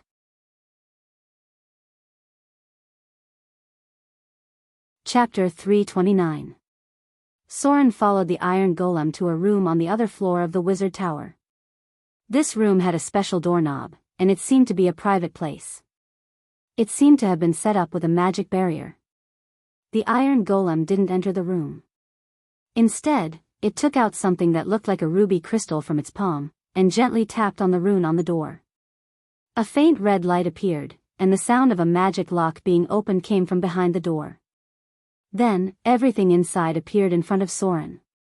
It was a spacious bathroom, but it was definitely not a simple bathroom. Soren smelled a very special fragrance as soon as he entered. It smelled a little like Gloria's fragrance, but it was more like sandalwood. Soren walked in and saw a lit incense burner. It was an incense burner with a carved base inlaid with agate jade, and runes engraved with golden threads. The simple magic circle allowed the incense from the east to burn slowly, and at the same time, spread the calming scent throughout the room. There was a bed on the opposite side of the room. There was something that looked like a square cushion on top of it, and there were many books beside it. There were also some delicate objects that Soren didn't quite understand. There was another door on the side. He could hear the faint sound of running water. Soren walked in and immediately saw a large bathtub. However, this wasn't the most important part. The most eye-catching thing was that there was a large magic circle under the bathtub. Soren couldn't identify this magic circle with his knowledge, but he could feel the elemental aura it contained. This bathtub was definitely not simple. The room in front of him should be Gloria's secret meditation room, because there were many tools that could help wizards enter the state of meditation. Splash. Splash. Splash. Soren reached his hand into the bathtub and immediately felt a surge of energy. It was the gathering of elemental energy, and it wasn't very explosive. On the contrary, it was very gentle. Elemental pool? Soren closed his eyes and tried to sense it. Unfortunately, his perception was too low, and it was difficult for him to find anything without extraordinary perception. However, Soren's experience told him that this pool was somehow connected to the elemental pool, which was the core of the wizard tower. It also reminded Soren of the pool of blue water in the sea temple. Almost every time he was cast on, he would wake up naked in that blue water. That was something similar to the elemental pool in the sea temple. Even the sea temple's holy water was continuously produced from it. However, Soren seemed to have bathed in it twice. Hopefully, the people who drank the holy water later on wouldn't mind this. Soren wasn't worried that Gloria would harm him, so he took off his clothes and entered the pool naked. A cool and refreshing aura seeped into his body. Soren heaved a sigh of relief, as if all his tiredness had been washed away.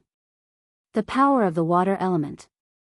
Soren could feel that the water element in the pool had become much more active, and a faint magic aura appeared on the side wall of the pool, as if a special magic circle had been activated. This cool aura lasted for about 15 minutes, and then it began to turn into another more agile force, which seeped into his body little by little along the pool water. The power of the wind element.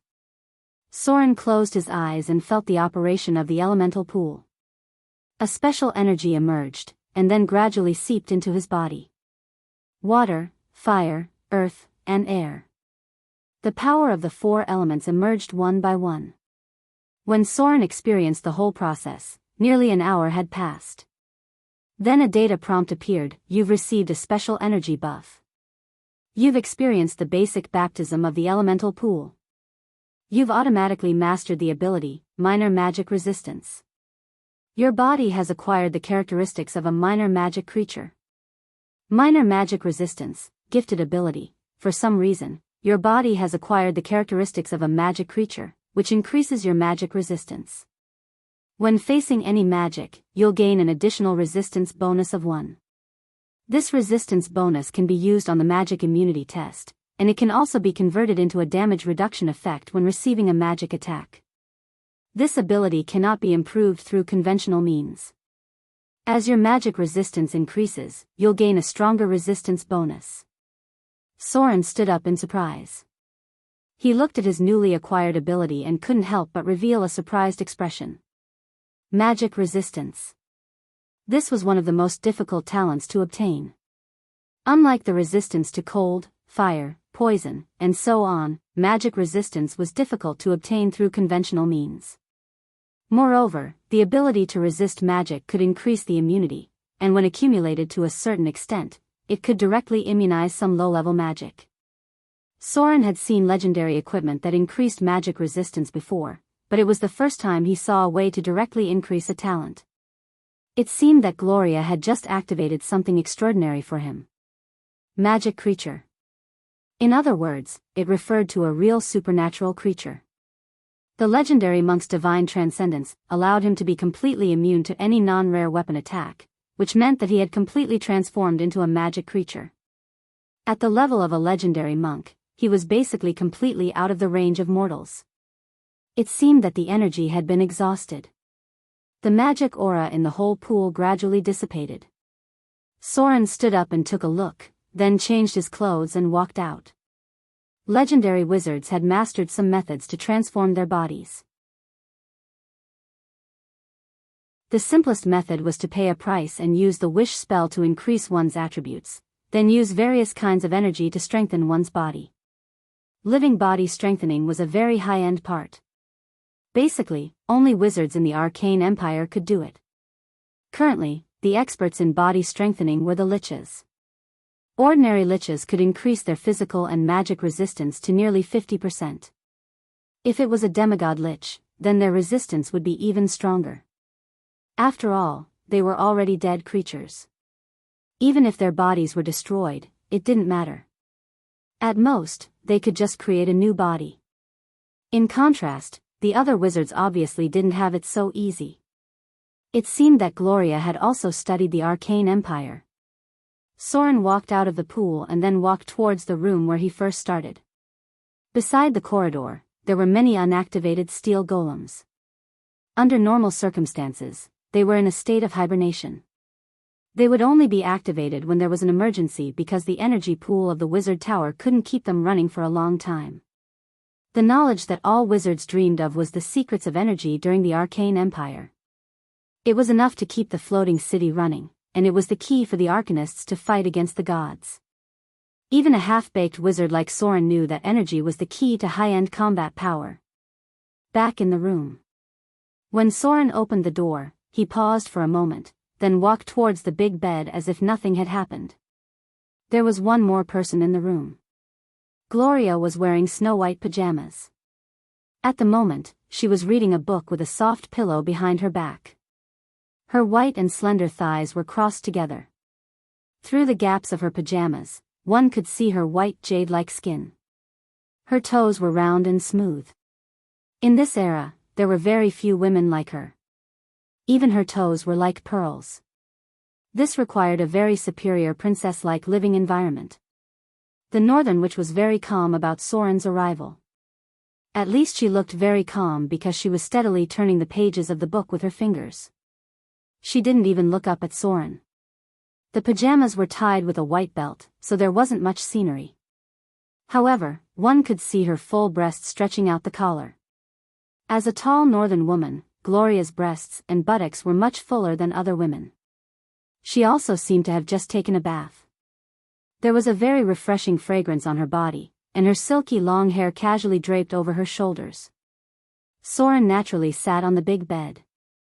After taking a bath, he changed into a set of loose clothes.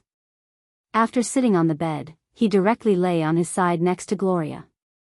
He reached out and took a big soft pillow and put it on his back as well.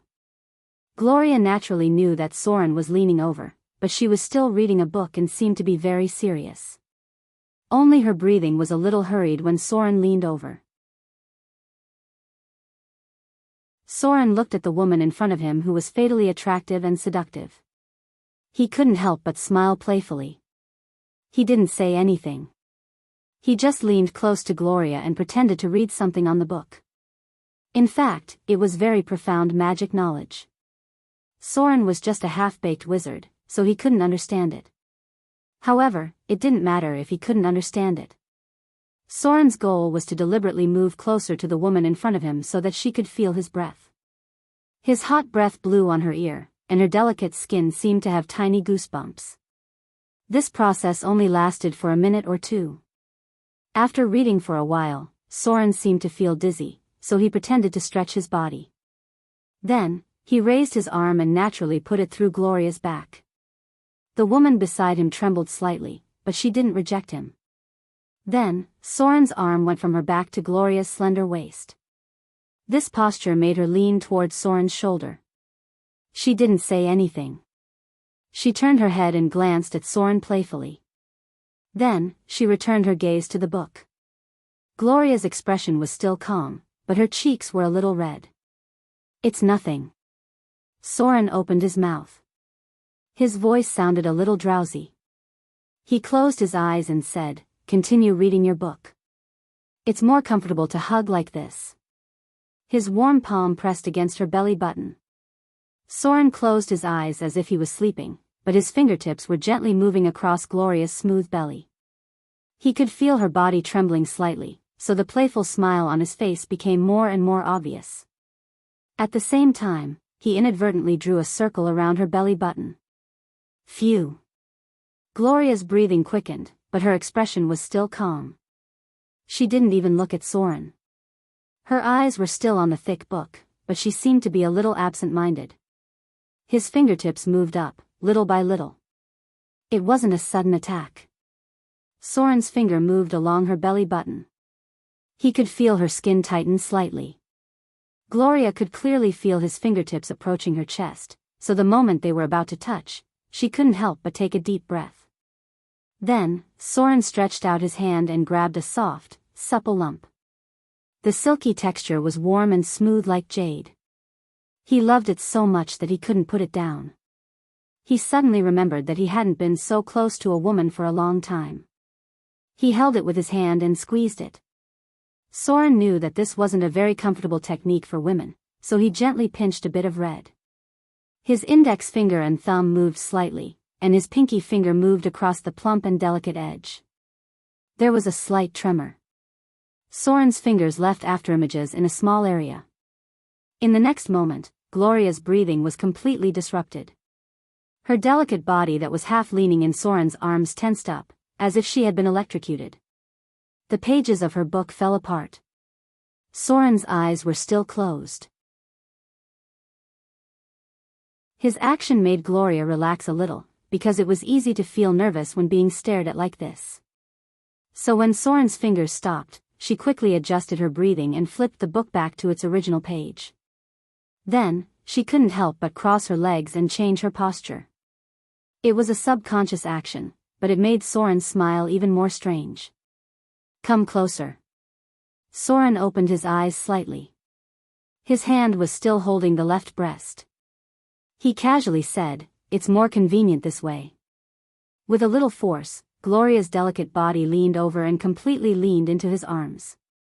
What was more convenient? In fact, both of them knew what was going to happen next. But this kind of thing couldn't be rushed, especially since it was their first time. Maybe if Soren used a simple and rough method, Gloria, who had completely accepted him in her heart, wouldn't resist, but Soren wouldn't do such a thing. From the beginning, Soren had the upper hand. It was as if he was progressing step by step. He was also observing, pleasing, and playing with her. His palms changed the plump and fair skin into various shapes. This process lasted for 3 minutes. Soren wasn't in a hurry to do anything. He was just controlling Gloria's body. At the beginning, she was nervous and trembling, but she slowly got used to his touch. This was the first time she was so close to a man. Soren could feel it from her body. When Gloria's body started to get used to Soren's touch, he began to move on to the next part. His fingers gently slid down along her flat stomach. Bit by bit, they went deeper and deeper. The loose straps of her pajamas had already been loosened. Half of Gloria's clothes were faintly discernible. She couldn't read at all. When she felt his fingers getting closer and closer to a certain spot, she subconsciously clamped her slender legs together. Then, she pressed the heavy book against Soren's palm. She was nervous. She had just relaxed, but now she was nervous again. Her skin couldn't help but tighten. It was at this moment Soren opened his eyes. Then, he suddenly reached out and pulled her into his arms. He threw the book down and leaned over to kiss Gloria's lips. Compared to the initial gentleness, Soren's kiss was a little rough. It was almost suffocating. Gloria's response was clumsy and slow. In fact, she could only hug Soren's neck and passively let him invade her. His hot breath and powerful aura didn't give her any room to resist. The kiss didn't stop. After the initial intense invasion, it gradually turned into gentle nibbling and licking. The tip of their tongues touched and intertwined. His breath was so close. Perhaps it wasn't as thrilling as an electric shock, but it made Gloria feel like she was in perfect harmony with him. Kissing was always the closest form of expression. It was even closer to each other's hearts than the last step. Then, she started to feel a finger sliding down. But this time, she didn't reject it. She wasn't even that nervous anymore. Maybe it was because she was a little out of breath. The skin that his fingers touched was as smooth and delicate as always. This made Soren a little surprised. Because he had already touched a place that was as oily and moist as honey, but he didn't touch any hair.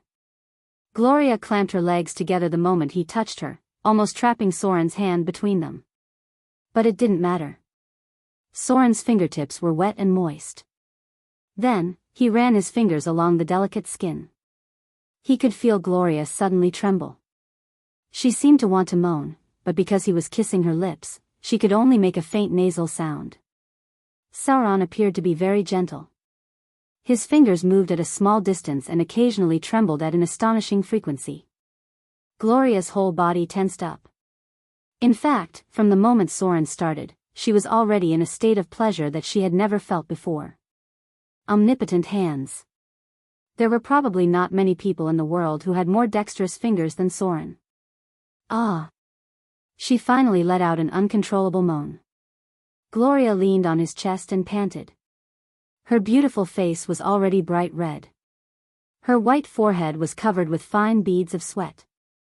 Her 5 fingers were clenched, her legs were trembling, her feet were arched, and even her calves were trembling a little. She had just experienced a feeling that she had never experienced before. This feeling was quite unfamiliar to her, but it was still intoxicating. It's just beginning. Soren withdrew his slippery fingers and smiled playfully. It seems like you're ready. There were no extra movements. A beautiful fusion of soul and flesh was unfolding. It was still early. She still had enough time to enjoy and experience this new and intoxicating feeling. P.S. 5,000 words chapter. I wrote for a whole day. I wanted to write a warm feeling. I don't know if I succeeded. P.S. Some parts of the plot need to be modified. Unable to fill in the word count. Can only paste some information. Sorry.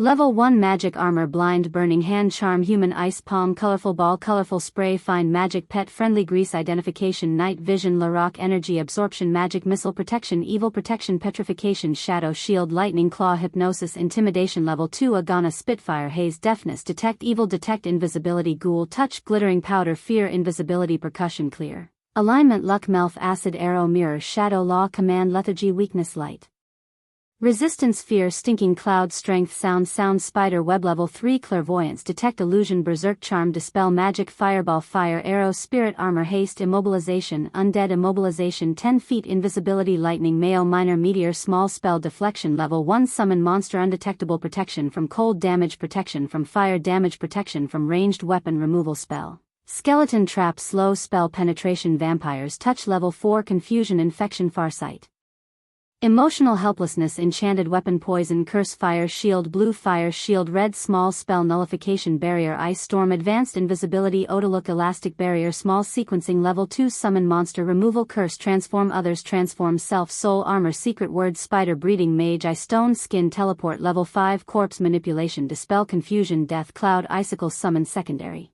Wind Elemental Summon Secondary Earth Elemental Summon Secondary Fire Elemental Control Stun Immobilization Reduce Resistance Small Spell Reversal Level 3 Summon Monster Oracle Phantom Blade Protection Acid Damage Protection Electric Damage Protection Normal Weapon Protection Shadow Door Spell Nullification Spell Shield Sunfire Level 6 Summon Scavenger Chain Lightning Summon Wind Elemental Summon Fire Elemental Summon Earth Elemental Accident Death Fog Death Disintegration Petrification Spell Nullification Barrier Advanced Haste Invisibility Spirit Mislead See-Through Magic Law Order Silence Magic Energy Damage Protection Magic Weapon Spell Deflection Dispel Petrification Summon Neon Mist Tansin Polymorph True Sight Summon Pterosaur Level 7. From here on out, it's a high-level battle. Summon Undead Creature Manipulation Delay Explosive Fireball Finger of Death Kelvin Whip of Protection Limited Wish Golden Bell Shield Mass Invisibility Duncan Sword Order Awe Prismatic Jet Projection Protect Elemental Damage Ruby Reversal Ray Spell Sequencing Confusion Barrier Summon Wind Jinn Summon Fire Jinn Summon Harkshaw Spell Reversal Level 8 Arbadaki Withering Spell Super Golden Bell Shield Burning Cloud Labyrinth See Through Shield Order Blind Mimicry Spell Activate Summon Demon Death Seal Fear Seal Shock Seal Protect Energy Damage Level 9 Ultimate Golden Bell Shield Annihilation Demon Sword Chain Mishap Energy Drain Freedom Gate Between Worlds Imprisonment Meteor Burst Order Death Transformation Alien Spell Trap Spell Heavy Strike Time Stop Banshee Howl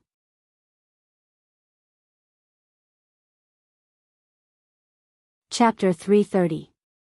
P.S. If you want to hear more of your voices and receive more of your suggestions, please search for Dread on WeChat and follow it. Give more support to Lord of the Abyss. The morning sun shone down. Soren slowly woke up from his deep sleep. Maybe it was because he got a lot of satisfaction last night, or maybe it was because he hadn't had such a good rest in a long time. So he slept until almost noon before he woke up.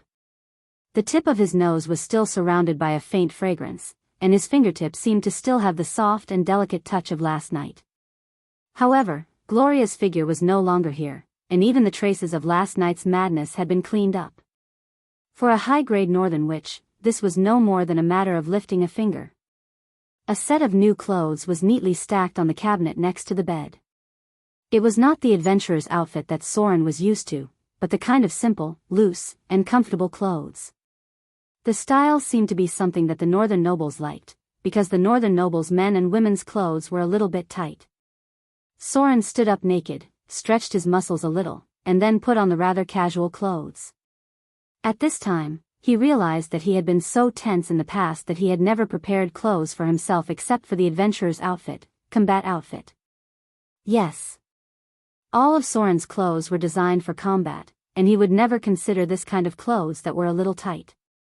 Basically, all the clothes he prepared were like the kind of training clothes that could be opened and closed, but in fact, the clothes that people usually wear are a little similar to the clothes that we are wearing now. There is a danger that a roundhouse kick will turn into an open pants. If it was in the past, Soren would probably not wear such clothes, because he had to be ready for battle at any time. However, this was obviously prepared for him by Gloria, so he still put it on. Besides, this was Gloria's wizard tower. There was a sound in the room. Immediately, there was a dull sound of footsteps, and a clay golem came in with a breakfast box. It bowed slightly and said, "Your Excellency. This is what the master prepared for you. She is now in the lab, and the master said that you can go to her when you wake up." The clay golem consumed less energy. They were low-level golems that were always in the wizard tower. Basically, they were in a state of operation all day long. Usually, these golems were also responsible for cleaning the wizard tower. Many of them were injected with a higher level of intelligence. After receiving Soren's nod, the clay golem carried the breakfast box over like a servant and placed it firmly on the table. It weighed about 600 pounds and was much taller than an adult. It was suitable for a lot of heavy work. Breakfast was simple. Since this was the wizard tower, the food was very similar to the wizard style. Most wizards liked to drink morning tea. The tea bricks from the east were ground and finally made into something similar to milk tea. Soren didn't really like the taste, but he didn't reject it either. He ate a few pieces of bacon, a large piece of white bread, and finally drank the milk tea. In terms of food, other than the halflings, there is no other race in the world that can compete with the foodies of my great China. Soren quickly went to the lab. Gloria seemed to have released his authority in the wizard tower, because Soren could actually give simple orders to the puppet golems, such as leading the way and opening a room. In fact, the women who had power in this world were very strong. Soren never expected the other party to become obedient because of their closer relationship. He was a man who rose from the Underdark. In the Underdark, the drows could cut a man who had just been glued to each other into pieces of meat in the blink of an eye for their own interests. It was conceivable that a man who had stayed in the Underdark would not be too naive about the thoughts of any woman. Lab. When Soren came in, Gloria already knew. However, she didn't turn around to look at him. Instead, she focused on a small piece of silver-white metal in front of her. Gloria was wearing a pair of special black-rimmed gold-rimmed glasses. At this moment, the crystal lenses were faintly glowing. There were many tightly packed instrument parts around her, and there were also test tubes filled with an unknown liquid. At this moment, she was no longer as gentle and charming as she was last night. This was because she was wearing a thick wizard robe with many dense defensive runes. In case of any accident, the spells on the robe would collectively trigger and protect her from all kinds of unexpected situations. No experiment conducted by an adept was absolutely safe. It could be said that alchemy skills were improved little by little in an explosion. If a wizard didn't pay attention to protecting himself, he could easily die in his own experiments. "You're awake?" When Soren's footsteps approached, Gloria gently moved her finger and used of a wizard's hand to put down the silver-white metal. Then she slowly took off her black-rimmed glasses and turned to look at Soren with a gentle smile. "You slept like a child last night. When I woke up, I saw that you were sleeping very soundly, so I didn't wake you up." Soren looked at the beautiful woman in front of him. Even though she was wearing a thick wizard robe, it still couldn't cover her exquisite body. He stretched out his arms and hugged Gloria in front of him. She didn't dodge at all. Instead, she very docilely leaned into his arms like a kitten and changed into a more comfortable position. A warm hug. Soren could smell the fragrance of her hair from the tip of his nose. His always sharp eyes seemed to have softened a lot at this moment. He slowly said, "Yes. I slept very soundly last night. But I didn't think that you would be able to recover so quickly after that." Hearing this, Gloria's charming face blushed. She lightly punched him and raised her head. She didn't want to admit defeat and said, "It's just that I'm not used to it for the first time. Don't forget that I'm a high-grade witch. A well-prepared spellcaster can face any situation calmly." Soren heard this and said, "Like the grease spell?" Gloria's face instantly turned red. She turned her back to him as if something was poked in her heart. As expected, Soren's face showed a trace of understanding. No wonder it felt so smooth last night. He thought that Gloria's body was special and had a higher flow rate. It turned out that she had secretly used some special grease spell. Spellcasters are really omnipotent. He opened his arms and hugged Gloria's slender waist from behind. He leaned over and kissed her earlobe. Then he hugged her soft body tightly in his arms. The two people's ears and noses rubbed against each other as they enjoyed this moment of intimacy. After a moment, Soren turned Gloria's body around. Then he looked at her beautiful face and leaned over to kiss her lips. Gloria couldn't help but close her eyes. Then she wrapped her hands around Soren's neck. Compared to last night's inexperience, she had learned some tricks from Soren. She could occasionally fight back when their lips and tongues were chasing each other. Her breath was a little short, and her charming face was blushing. "Do it again?" Soren was slightly panting.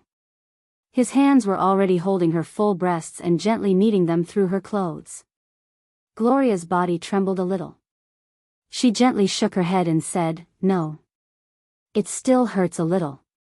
"Oh. How about you let me drink a bottle of healing potion first?" At first, she obviously wanted to refuse. But when she felt Soren's heat and firmness, she couldn't help but gently bite her lips. Then she made a suggestion that made Soren laugh uncontrollably. Pfft, Soren rarely laughed. But when Gloria said that she wanted to drink a bottle of healing potion first, he seemed to have been poked at a certain laughing point. He suddenly didn't want to continue the exercise. Instead, he hugged her tightly and kissed her on the lips. The two hugged each other for a little while. Then Soren was kicked out by a blushing Gloria. Because his fingers were not honest at all. In fact, no rogue's hands were honest. Gloria wanted to continue her experiment before they left for the outer islands. As a noble and powerful northern witch, she would never forget herself because of sexual pleasure. Although she enjoyed the pleasure brought to her by Soren, it was just an ornament in life. She still had a very important project to complete as soon as possible. Because Gloria had a hunch that if she went to the outer islands, she might not have time to come back in a short time. P.S. Carvin. I've only written this much after a whole day. I don't know how it's going. I don't have any today. The novel, Lord of the Abyss, will have more fresh content on the official WeChat platform. At the same time, there's a 100% chance of a lucky draw for everyone. Open WeChat now, click the plus sign on the top right to add friend, search for the public account, Dread, and follow it. Hurry up.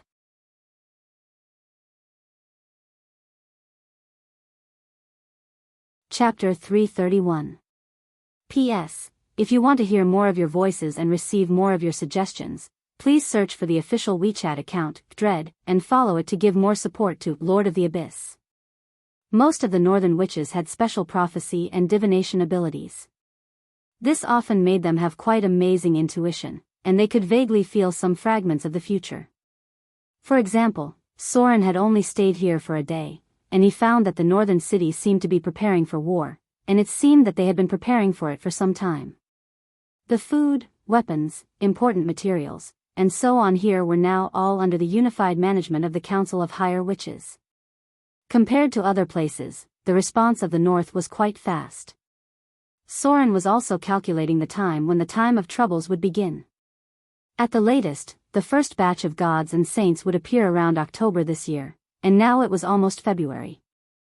Who could better deal with the time of troubles in the future would depend on the preparations in the next 8 months. Because once the war between the gods began, all kinds of divine power would wreak havoc in the mortal world, and at that time, it would be difficult to produce. In addition, the abyss demons would invade the material plane, and the purgatory devils would sow discord everywhere. At that time, the resources of the entire material plane would be scarce. Soren had been hoarding food, and Snake Island had now become a big granary. It could be said that the price of food on the south coast had basically increased by more than 50% because of his large purchases, and the price of food continued to rise, and it was estimated that it would more than double around March. At noon the next day, Soren's pirates brought back a message. The fleet he ordered had arrived at the Deepwater port, but because of the fear of Soren's power, the Deepwater port refused to let Soren's fleet dock, and it also urgently reported to the Higher Witches' Council. If it weren't for Gloria's identity, the Higher Witches' Council would have directly expelled Soren's fleet. The stronger the power, the more attention it would attract. The fleet Soren ordered had the threat of capturing a port city, so in the end, even if Gloria was there, the fleet couldn't dock. Let them stop at the entrance of the sea. Soren took a look at the topographic map of the north, pointed at a location, and then said, "Send the first batch of things back first. I'm currently negotiating a deal with the Witch Council, so it may take 2 days." One-Eyed Dragon, who was standing in front of Soren, bowed and said, "Don't worry, sir. I'll bring the first batch of items onto the ship now." Soon, One-Eyed Dragon left with a group of people. Soren stood on the balcony of the Wizard Tower and watched the caravan leave. He then turned around and walked towards the direction of the laboratory. Gloria seemed to be very busy as she was in her research mode. They didn't spend much time together in the past 2 days because Gloria was very busy and so was Soren. Soren had never been a pretentious person. Since he had such a close relationship with Gloria, it would be quite stupid if he did not use his relationship with her to seek cooperation from the Witch Council. The Witch Council was quite rich in resources. And they also had something that Soren was very short of, that was, a large number of rare grade equipment. That's right. Any wizard alliance would carry out high-value arms trade, including alchemy weapons, rare grade equipment, puppet golems, and so on. This kind of trade was difficult to buy without connections. The heavy footsteps of the clay golem sounded. Soren heard the dull voice of the clay golem behind him. It opened its mouth and said, "Sir. There is a wizard named Saruman who wants to see you." Saruman? When he heard the name, Soren was a little startled. Immediately, he remembered that he mentioned to Gloria in the letter that he needed a wizard who was proficient in alchemy and could refine large quantities of guano stones into high-quality fertilizers. Yesterday, Gloria mentioned to Soren that someone would come to see him today, but she didn't say his name. He didn't expect it to be Saruman. This name was not common in the north. It made him think that he had misheard. Soren heard the words and nodded gently. "I know. Bring him in. Soon." A clay golem walked in with a male wizard who was not young. He had a beard that was close to gray, and his face looked rather old. However, his wizard profession level was not high, probably only around level 10. This meant that his talent was not very good. Not all wizards could progress all the way. Many wizards were stuck at the threshold of grade 3 for their whole lives. Otherwise, Gloria could have become a member of the High Witch Council when she was only about grade 4. There were also many male wizards under the Northern Witch Council, and Saruman was one of them. He should not be young. Even if he did not use a special ceremony to prolong his life, his face was so old that he was nearly 60 or 70 years old. Soren was observing the old wizard in front of him, and the other wizard was also observing Soren. From any point of view, this was a wizard who would never be able to advance to the legendary level. Although he was dressed neatly, he looked a little messy. His eyes were tired and bloodshot, as if he had not had a good rest for a long time. A part of his staff could be seen, but it did not look like it was repaired. Just as Gloria had said, this was an adept who was in dire straits and was in dire straits. Wizards were very rich. But most of the time, they were short of money. Even Gloria's liquid funds were not as much as 1/3 of Soren's.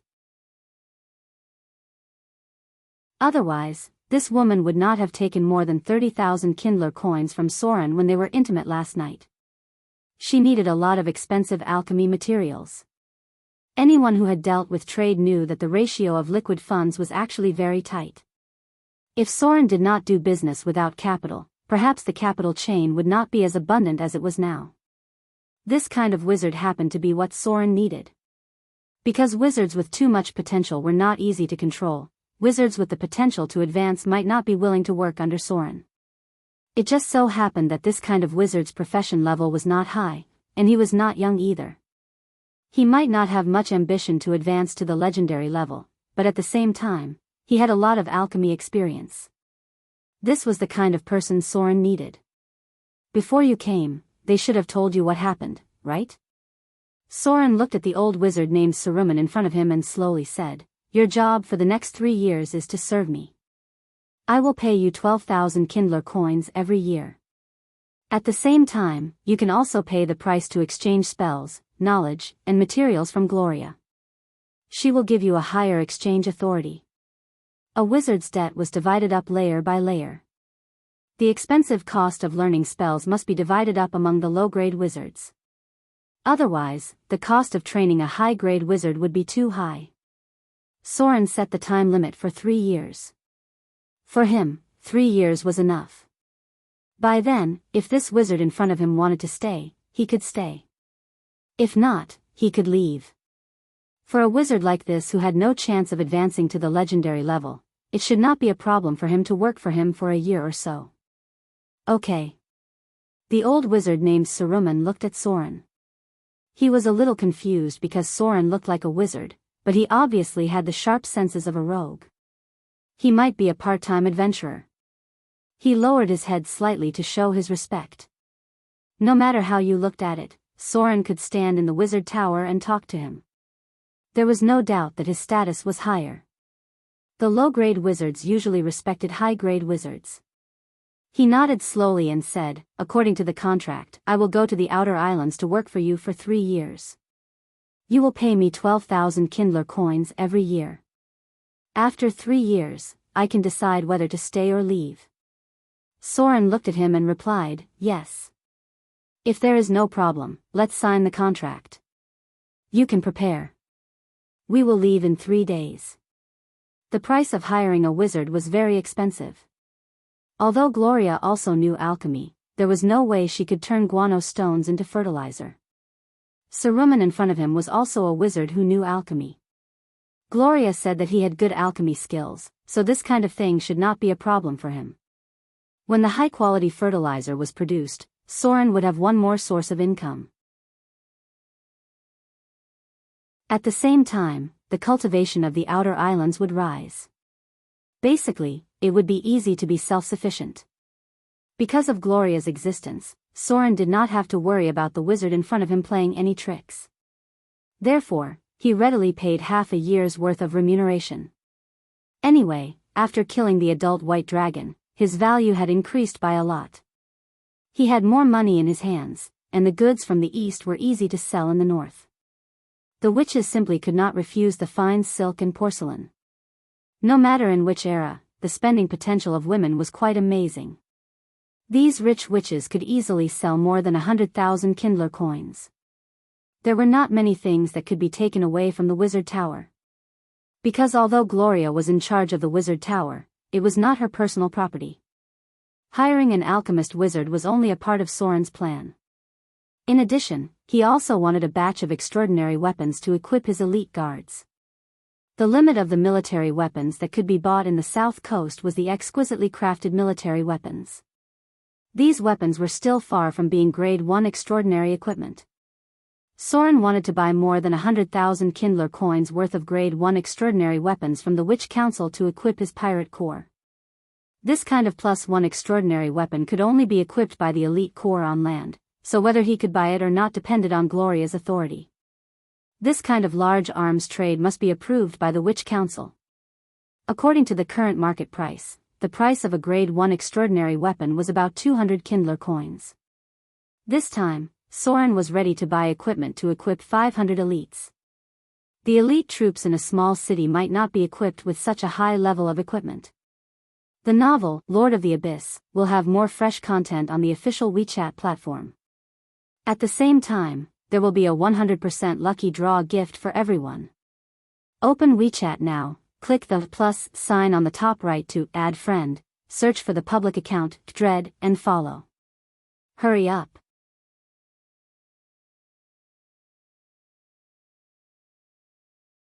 Chapter 332.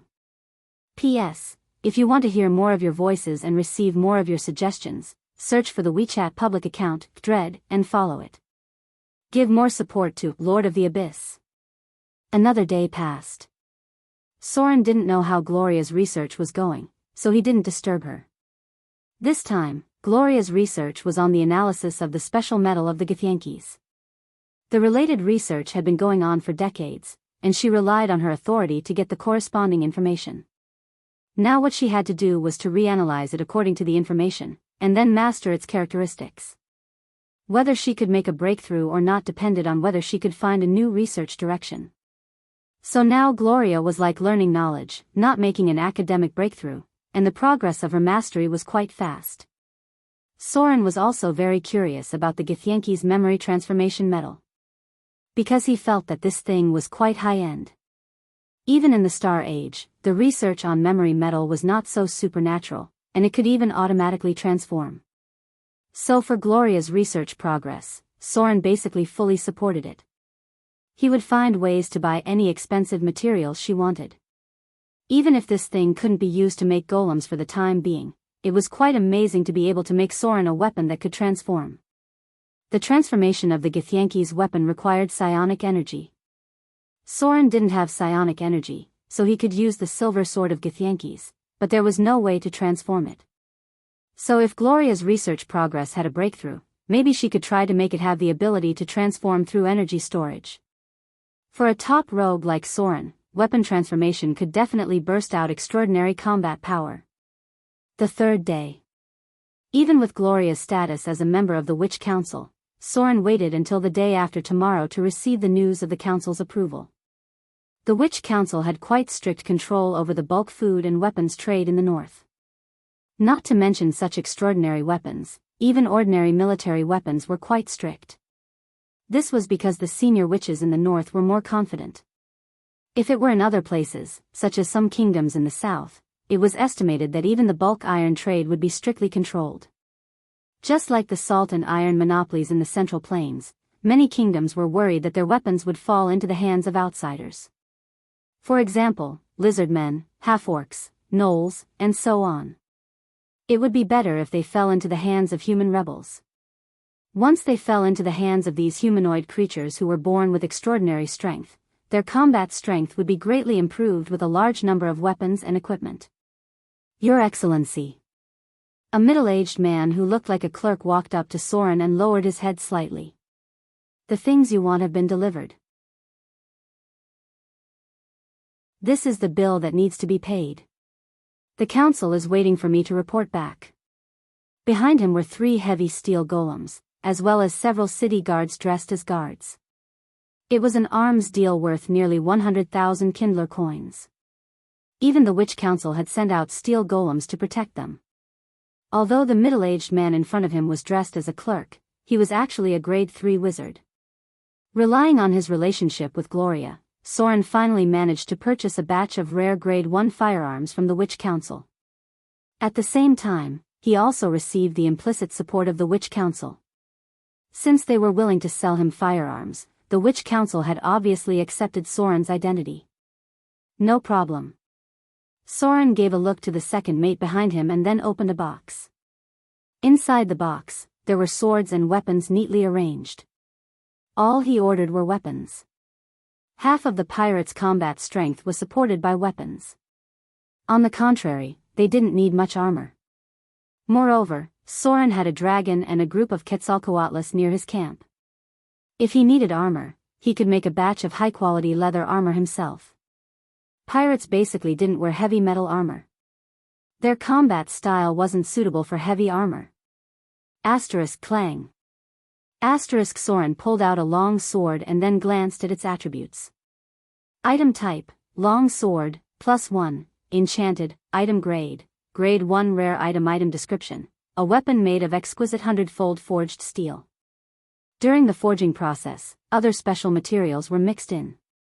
It was made using the northern folding forged steel process. After the completion, a simple alchemy enchantment was performed. The blade of this weapon has basic runes engraved on it. It can cause additional damage after hitting the enemy. Requirements: 8 points of strength. Effects: folding forged steel, +2 sharpness, +1 penetration, +1 energy damage. In terms of attributes, such a grade 1 weapon couldn't be compared to Soren's curved sword +1. After all, these were rare grade weapons that were mass-produced. However, as rare grade weapons made in the north, they all had a rather obvious characteristic. That was, all of these weapons had undergone a simple enchantment process. Although it was only a 1-point increase in energy damage, it had a significant impact on the battle, especially when dealing with some enemies. Clang. Soren swung his sword and slashed an ordinary short sword. The latter was directly cut in half, but the former didn't even have a scratch. After all, a rare grade weapon was still a rare grade weapon. Once compared with ordinary weapons, the gap was quite obvious. He nodded to his men next to him, and immediately 2 people carried a heavy box over. Basically, Soren's profits from this trip were all in it. Even the income from killing the white dragon was mostly used on this batch of weapons. It could be said that with this batch of weapons, the pirates under his command would have the combat power equivalent to a city-standing army. Whether it was dealing with the indigenous people or another pirate king. Even if they attacked the cities on the south coast in the future, the elite pirates under Soren's command would have the ability to fight against the regular army. Of course, Soren couldn't always stay overseas. When the time was right, he would eventually extend his hand back to the mainland. Time gradually approached February. Soren unexpectedly stayed here for 5 more days, and then waited for Gloria to complete her research on the Silver Sword of Gith. After that, they embarked on the journey back to the outer islands. Before leaving, Soren took another look at the port city in the north. He didn't know if it would be as peaceful as it was now the next time he came. Because there were powerful northern witches here, it wasn't very affected. He just received news that a kingdom in the south had fallen into war. Duke Pidner, a southern noble that Soren had never heard of. 3 days ago, he publicly announced his dissatisfaction with the cruel rule of the king and other nobles. Then, he led his loyal army to launch a rebellion. This was the news on the surface. From Gloria's mouth, Soren also learned another part, that was, the Witch Council investigated and found that there were demons active in it. This rebellious kingdom was embedded in Soren's territory. The novel, Lord of the Abyss, will have more fresh content on the official WeChat platform, and there will be a 100% lucky draw gift for everyone. Open WeChat now, click the plus sign on the upper right to add friend, search for the public account, Dread, and follow. Hurry up.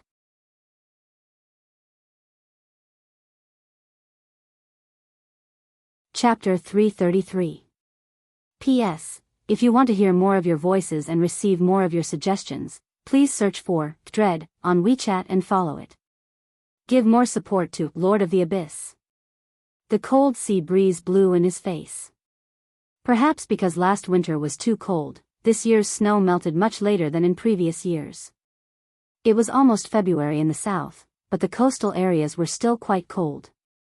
The journey back was basically quite peaceful. No one would be stupid enough to disturb a pirate king, and there was also a quasi-legendary northern witch in the fleet. So Soren had nothing to do along the way. His task was to catch up on his knowledge of spells and try to learn all the level 1 spells at the same time. This was the foundation of all spells. Most of the later spell models were made up of level 1 spells as the foundation. Level 0 spells were only considered as tricks, and they were not popular among wizards.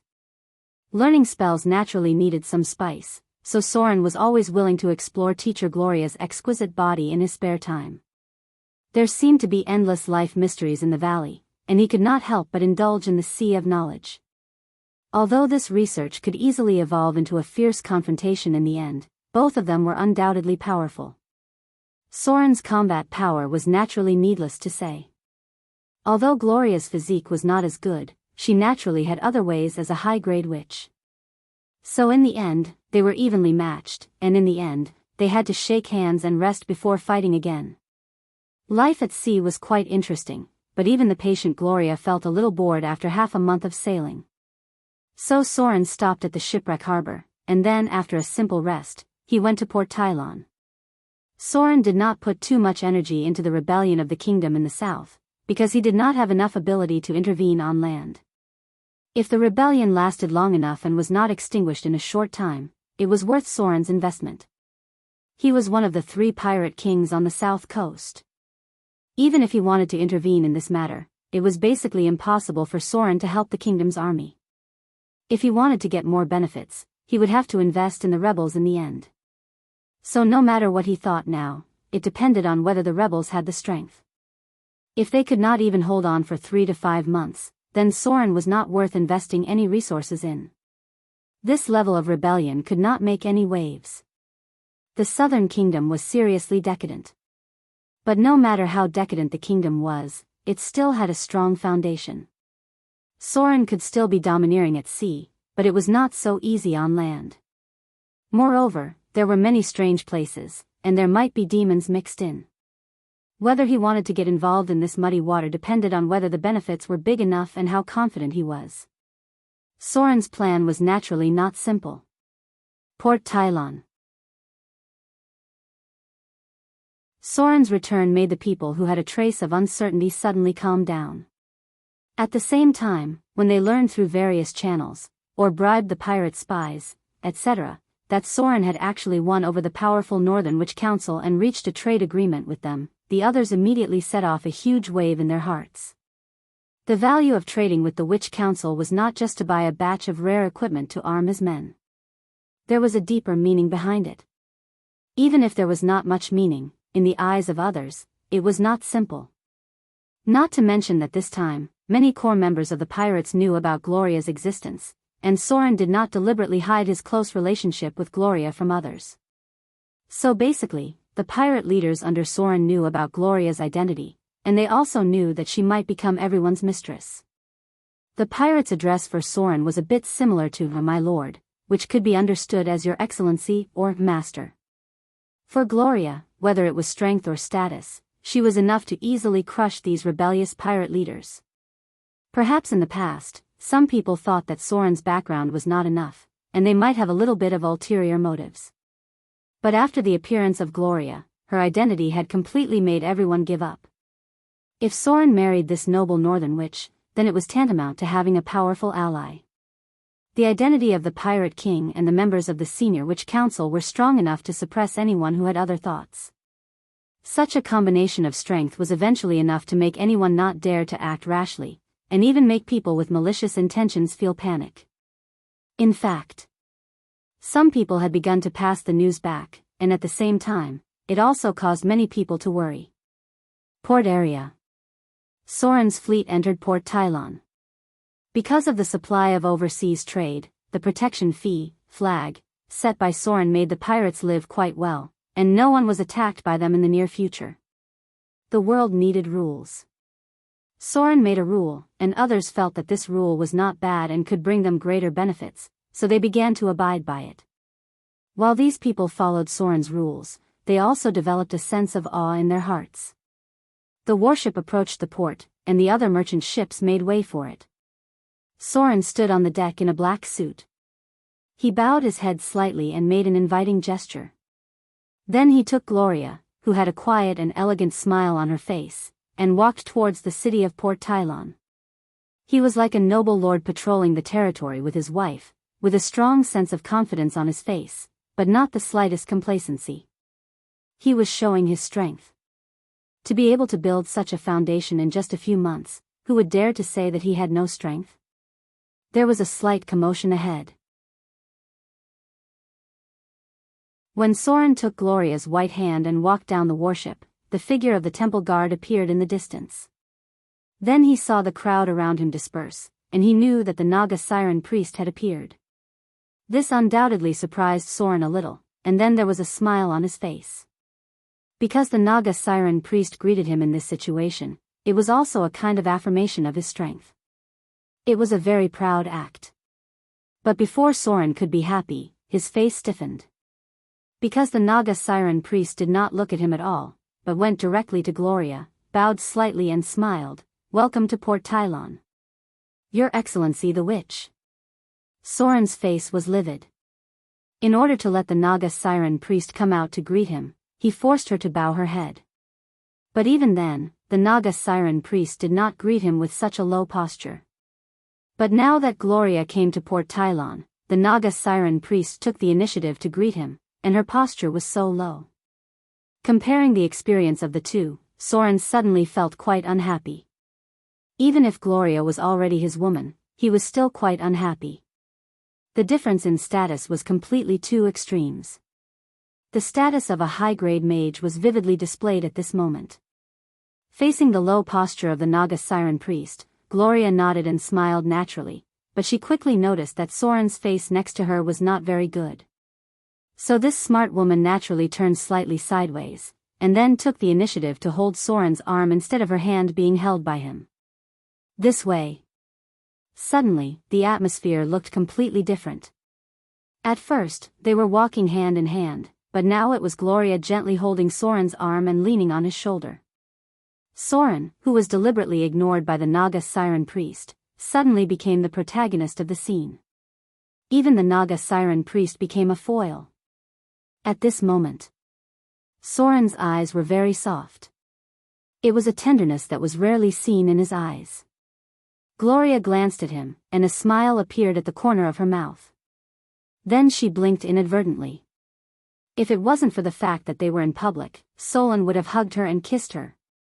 In the face of Gloria's initiative to let Soren become the protagonist, the Naga siren priest's face was undoubtedly not very good. It seemed that all the rumors were true. In just a few days, Soren relied on his strong male charm and reproductive organs to completely conquer a noble northern witch. She was also a powerful high-grade witch with the status of a member of the Witch Council. Note, all the above are anecdotes of the tavern, and the more they spread, the more ridiculous they become. Especially the pirates under Soren's command like to brag about it. Tell everyone how awesome their leader is. Even the noble northern witches have been conquered by him.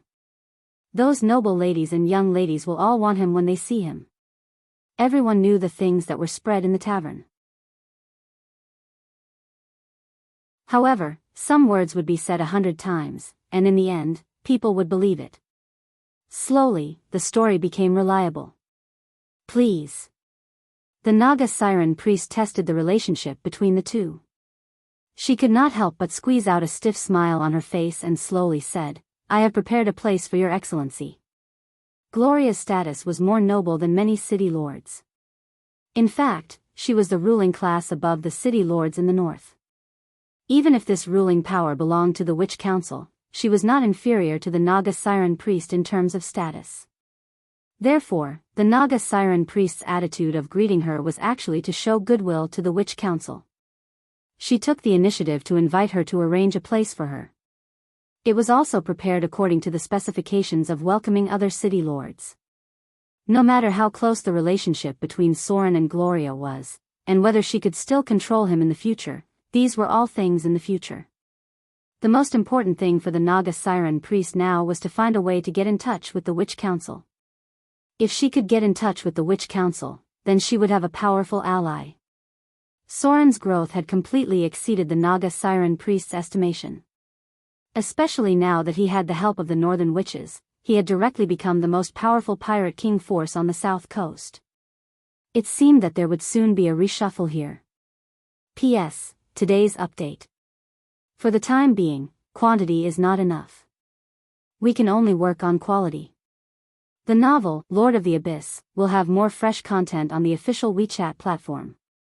At the same time, there will be a 100% lucky draw gift for everyone. Open WeChat now, click the plus sign on the upper right to add friend, search for the public account, Dread, and follow. Hurry up.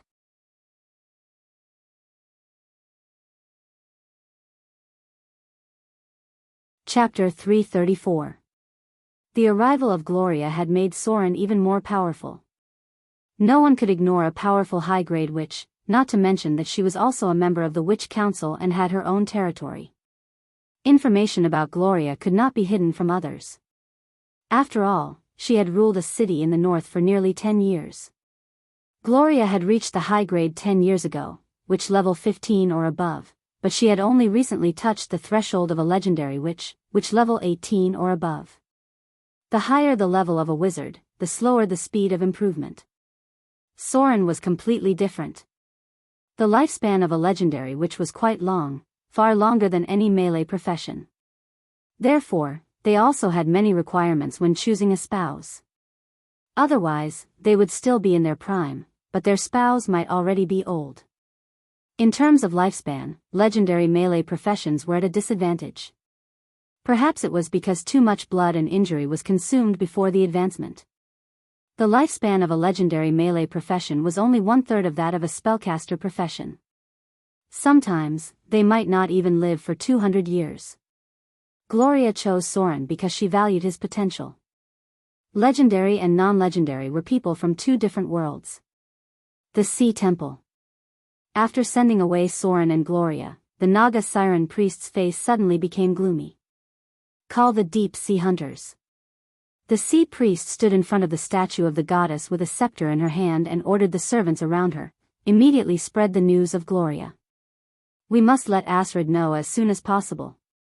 In this way, he will be afraid and panic. It is very likely that he will destroy Soren at all costs, or even let the Naga Siren royal family launch a conspiracy in advance. Otherwise, he is doomed to be defeated in the end. As long as a war breaks out between them, Soren's strength will be weakened. He has already controlled most of the interests of the outer islands. I must weaken his strength and then control the power of the sea. Only then can I be qualified to compete for the position of the High Priest. I have a hunch that the goddess will soon give a new oracle. Only the High Priest is the closest position to the goddess. A trace of ambition that was deeply hidden surfaced. The Naga Siren priest turned and entered the pool in front of the temple. A wave of divine power poured into her body, and then her blue skin gradually became transparent. Something like scales could be seen faintly falling off. This was the power of faith gathered by the Sea Temple. Since she was rewarded by the sea goddess with a trace of divinity, she could try to absorb this power. The divine power gathered in the Sea Temple was changing her little by little. Eventually, she would completely break away from the scope of ordinary things. She might become the chosen one of the saints, or she might have the opportunity to step into a higher realm. However, she had to first suppress those fellows with ill intentions within the Naga clan. Distorted shadows appeared in the seawater. A creature whose shape could not be seen clearly but was filled with a terrifying presence appeared. It hid in the seawater beneath the temple and used a strange voice to express its emotions. The Naga Siren priest took off her priest robe and looked at the blurred deep sea hunter. She said slowly, "Pay attention to the restless Naga Siren royal family. If there is any movement, immediately open the door of the abyss. Let the pet of the goddess grant them release." Speaking of this, the Naga Siren priest showed a cruel smile on her bewitching face. The blurry shadow gradually disappeared into the distance. They could feel its body twisting in the water. Although they couldn't see its shape, they could feel the dangerous aura coming from it. It was the aura of a terrifying predator. Eastern Sea Route. On an island near the Eastern Trade Junction area, which was similar to Port Tylon, it was also the territory of the pirate king Ashrod. "What did you say?" A man with a cold face listened to the report of his subordinate in front of him and said with an ugly face, "He actually roped in a high-grade witch? How is this possible? How could the proud northern witches take a fancy to a mere pirate king?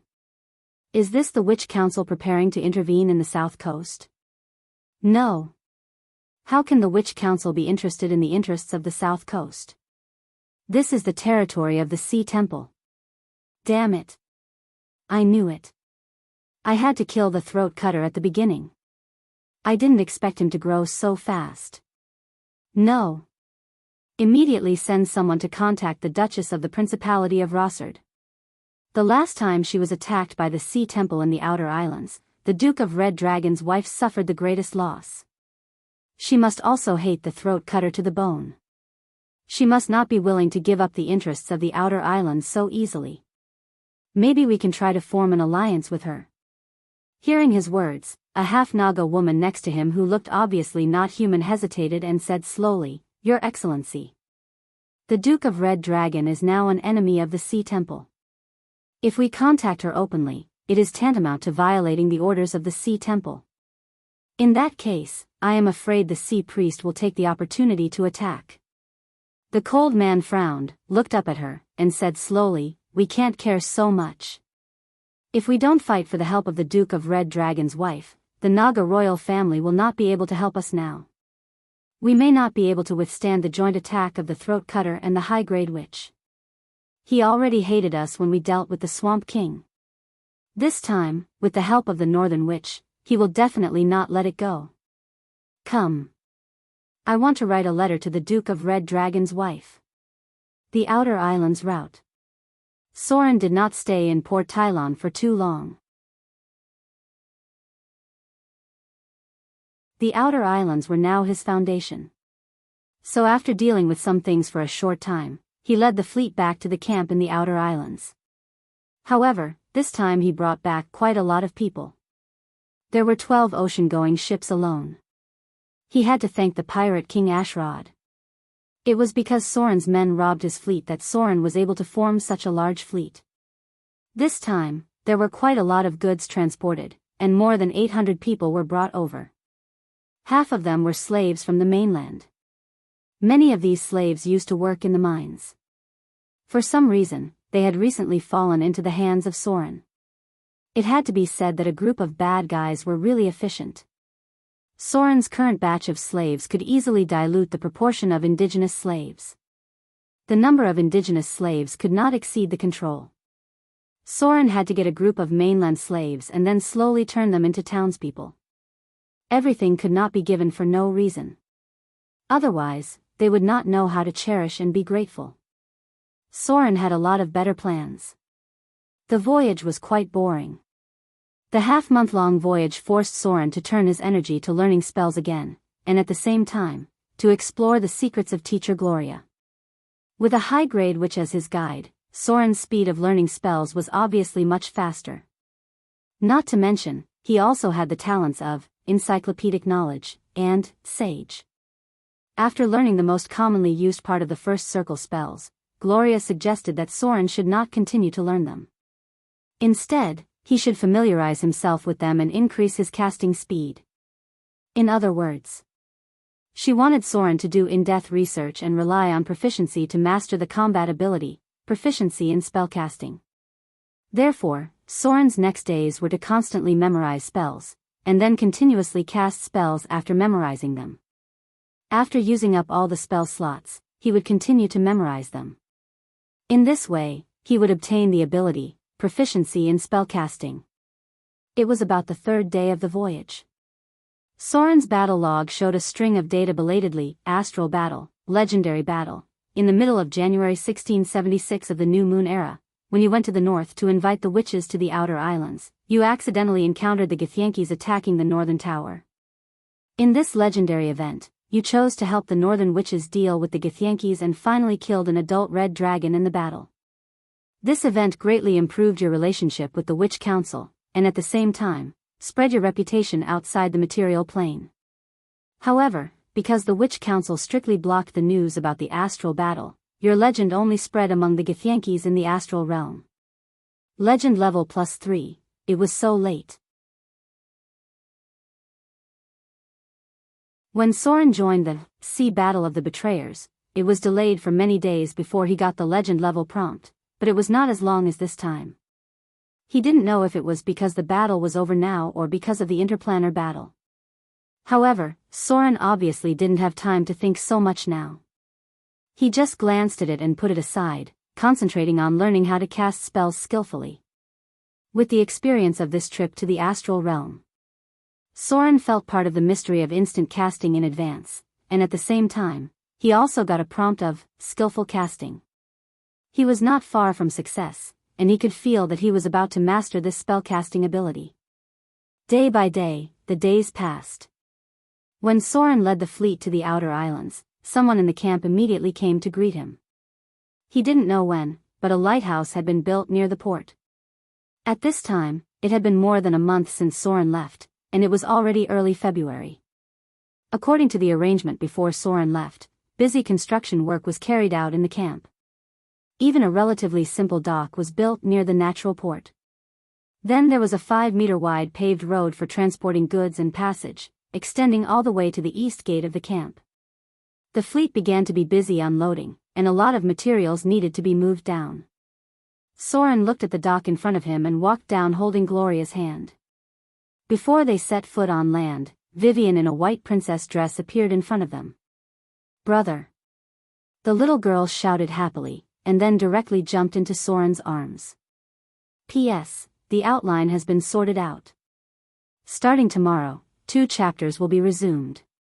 The time is 5:00 in the afternoon, and it will be updated automatically. Try to stabilize it. It's inevitable that writing a book will have ups and downs. I hope everyone can bear with it. You're tuning in to the Dreamy Love Stories YouTube channel. Don't forget to subscribe and join us on this journey to catch the most captivating stories.